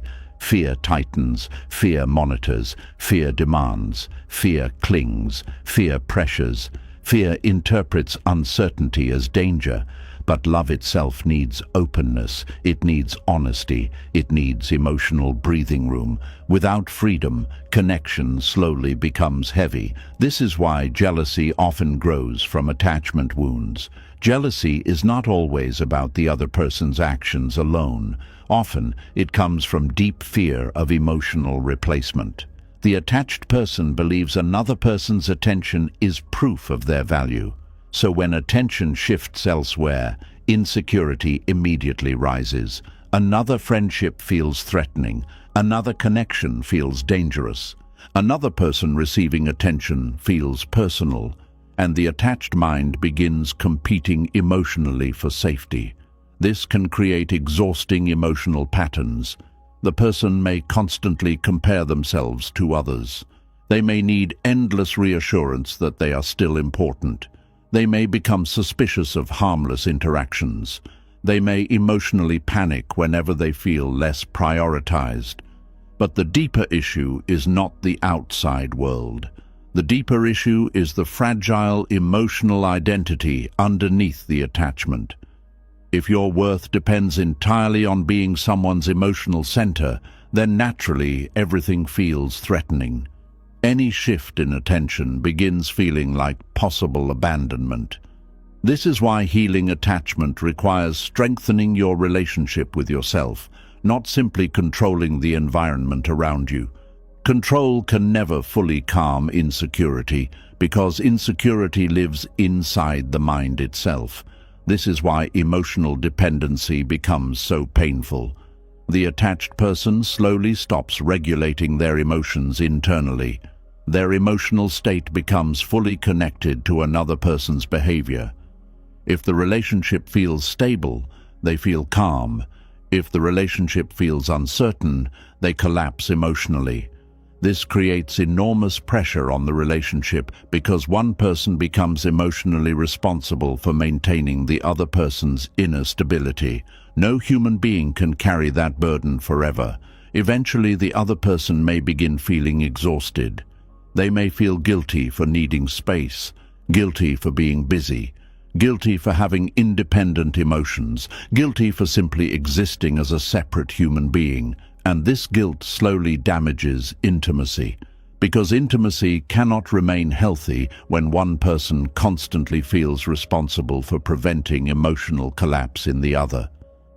This is one reason emotionally controlling relationships often feel emotionally draining instead of emotionally nourishing. The relationship becomes centered around managing fear instead of sharing genuine connection. Every interaction becomes emotionally loaded. Every disagreement feels catastrophic. Every distance becomes a crisis. Peace slowly disappears. Buddhist wisdom teaches that attachment creates suffering because it turns changing human experiences into emotional survival needs. The attached person does not simply want love. They need the relationship to constantly reassure their identity, worth, safety, and emotional stability. And because no relationship can perfectly provide all of that forever, fear keeps growing. This fear may also create emotional testing. Some people unconsciously test relationships constantly because they fear hidden abandonment. They may withdraw emotionally to see if the other person chases them. They may create conflict to measure love. They may become passive-aggressive instead of honest because they want reassurance without directly asking for it. These behaviors often come from deep insecurity rather than cruelty, but they still create suffering. The relationship slowly becomes emotionally unstable because fear keeps creating hidden games, emotional pressure, and indirect communication. True love cannot grow properly inside constant emotional testing. Love needs honesty. Control depends on fear. This is why Buddhist awareness becomes so important. Awareness allows you to notice the difference between authentic emotional expression and fear-driven behavior. You begin seeing when your reactions are truly about the present moment versus old abandonment wounds rising inside you. Instead of immediately acting from panic, you pause. Instead of controlling, you observe. Instead of demanding reassurance instantly, you examine the fear underneath the need. This pause changes everything because many controlling behaviors happen automatically. The person feels afraid, then immediately reacts. They text repeatedly, they accuse, they guilt trip, they emotionally withdraw, they monitor, they seek reassurance obsessively. The fear moves so quickly that awareness never enters the process. But Buddhist practice teaches conscious observation. You begin noticing, my fear is rising. My nervous system feels threatened. I want to control this situation. I am afraid of losing connection. I am trying to reduce uncertainty. This awareness creates space between fear and action, and in that space, wisdom can finally appear. Wisdom may say, you do not need to monitor them to feel valuable. You do not need to control their freedom to deserve love. You do not need constant reassurance to exist safely. Your fear is real, but fear does not need to become control. This is emotional maturity beginning to grow, not because the fear disappears immediately, but because the fear stops controlling every behavior. Many attached people secretly believe that if they stop controlling, they will lose the relationship completely. But this belief itself reveals how little trust exists underneath the attachment. Real connection cannot depend entirely on emotional pressure to survive. A relationship held together mainly by guilt, fear, monitoring, or dependency is emotionally fragile. This does not mean boundaries are wrong. Healthy relationships absolutely require honesty, loyalty, accountability, communication, and respect. The difference is that healthy boundaries protect peace, while emotional control tries to eliminate uncertainty completely. Healthy communication says, I feel insecure and want to talk honestly. Control says, you must behave differently so I never feel insecure. Healthy love allows both people to remain emotionally human. Control demands emotional perfection. This is why fear-based attachment eventually creates exhaustion for everyone involved. The attached person becomes emotionally consumed, trying to secure certainty. The other person becomes emotionally consumed, trying to avoid triggering fear. The relationship loses softness. Instead of connection, both people begin managing emotional landmines. Buddhist wisdom gently teaches another way entirely. Instead of controlling external behavior endlessly, you begin strengthening internal stability. You stop expecting another human being to remove all uncertainty from your life. You stop making emotional closeness the sole source of safety. This creates freedom inside the relationship. You can still care deeply without monitoring constantly. You can still love without controlling movement. You can still communicate insecurity honestly without using guilt. You can still desire reassurance without emotionally demanding it endlessly. This balance is important because emotional needs themselves are not wrong. Wanting closeness, honesty, affection, reassurance, and connection is human. The suffering begins when those needs become desperate attempts to control uncertainty. No relationship can remove uncertainty completely. No person can promise permanent emotional consistency forever. No amount of monitoring can fully protect the heart from change. This truth can feel frightening at first. But strangely, it also creates freedom. Because once you stop trying to control every possible loss, you begin living more honestly. You stop forcing closeness. You stop demanding emotional ownership. You stop making another person responsible for calming every fear inside you. And instead, you begin building trust within yourself. This trust changes relationships deeply. You trust yourself to survive discomfort. You trust yourself to face uncertainty. You trust yourself to remain whole, even if relationships change. You trust your worth beyond another person's constant reassurance. This internal grounding weakens the need for emotional control. The heart becomes calmer because it no longer believes every emotional shift equals destruction. This does not mean jealousy or fear never appear again. Human emotions still exist. But awareness changes your relationship with them. You no longer obey every fear automatically. You no longer turn every insecurity into pressure for another person. You begin sitting with discomfort instead of instantly trying to eliminate it through control. This is one of the deepest forms of emotional healing, because emotional control often comes from the belief that uncertainty itself is unbearable. But Buddhist wisdom teaches that uncertainty is part of life. Trying to remove all uncertainty from relationships only creates more suffering. Peace does not come from controlling love. Peace comes from loosening the desperate grip around it. This is why healthy love feels lighter. There is room for honesty, room for breathing, room for individuality, room for trust, room for separate emotions, room for space without immediate panic. Control cannot create this kind of peace because control always fears freedom. But real love does not need imprisonment to survive. Many people never experienced emotionally healthy love growing up. They learned that love comes with tension, fear, emotional unpredictability, guilt, or control. So controlling behaviors may feel normal at first. They may even feel caring.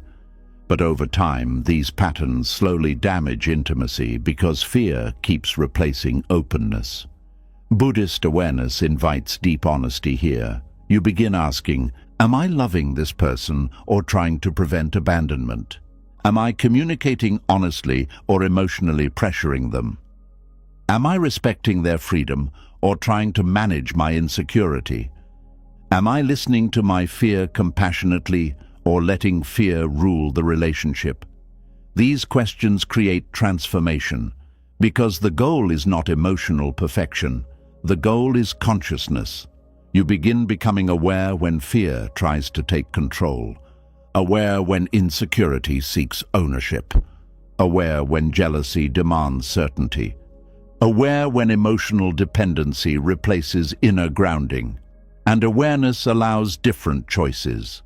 Instead of guilt, you choose honesty. Instead of monitoring, you choose trust. Instead of emotional pressure, you choose direct communication. Instead of trying to control another person's behavior, you begin healing the fear within yourself. This is where attachment slowly softens into mature love. Mature love does not demand constant emotional proof. It does not require emotional captivity. It does not punish independence. It does not use guilt to secure closeness.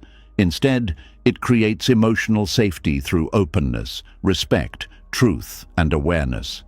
And perhaps this is one of the deepest Buddhist lessons about relationships. The more fear controls love, the more suffering grows. The more awareness enters love, the more freedom becomes possible. Because love cannot fully bloom where fear constantly tightens its grip around another human soul. Real love does not say, "Stay close so I never feel afraid." Real love says, "I will learn how to face my fear without turning you into my emotional prisoner." Sometimes the deepest suffering in love does not come from losing another person. It comes from losing yourself while trying to stop them from leaving. Throughout these lessons, you have seen how attachment disguises itself as devotion, how fear quietly hides beneath emotional hunger, how childhood wounds shape adult relationships, and how the desperate need to be chosen can slowly turn love into pain, control, anxiety, and self-abandonment. But Buddhist wisdom reminds us of something powerful. Love was never meant to become a prison. Real love does not demand that you destroy your peace to keep someone close. It does not force you to beg for reassurance, ignore your intuition, tolerate constant pain, or build your entire identity around another person's attention. True love begins the moment you stop clinging from fear and start loving from awareness. And maybe that is the real awakening hidden beneath all of this. The people you feared losing were never supposed to replace your connection with yourself. The peace you searched for in another person was always something your own heart needed to learn how to build within. If even one part of these teachings touched something deep inside you, leave a comment below and share the lesson that opened your eyes the most. Sometimes one honest sentence can help another person feel less alone in their own suffering. And if you want more Buddhist wisdom that helps you heal attachment, overthinking, emotional pain, and inner emptiness, subscribe to the channel and continue this journey toward peace, clarity, and emotional freedom.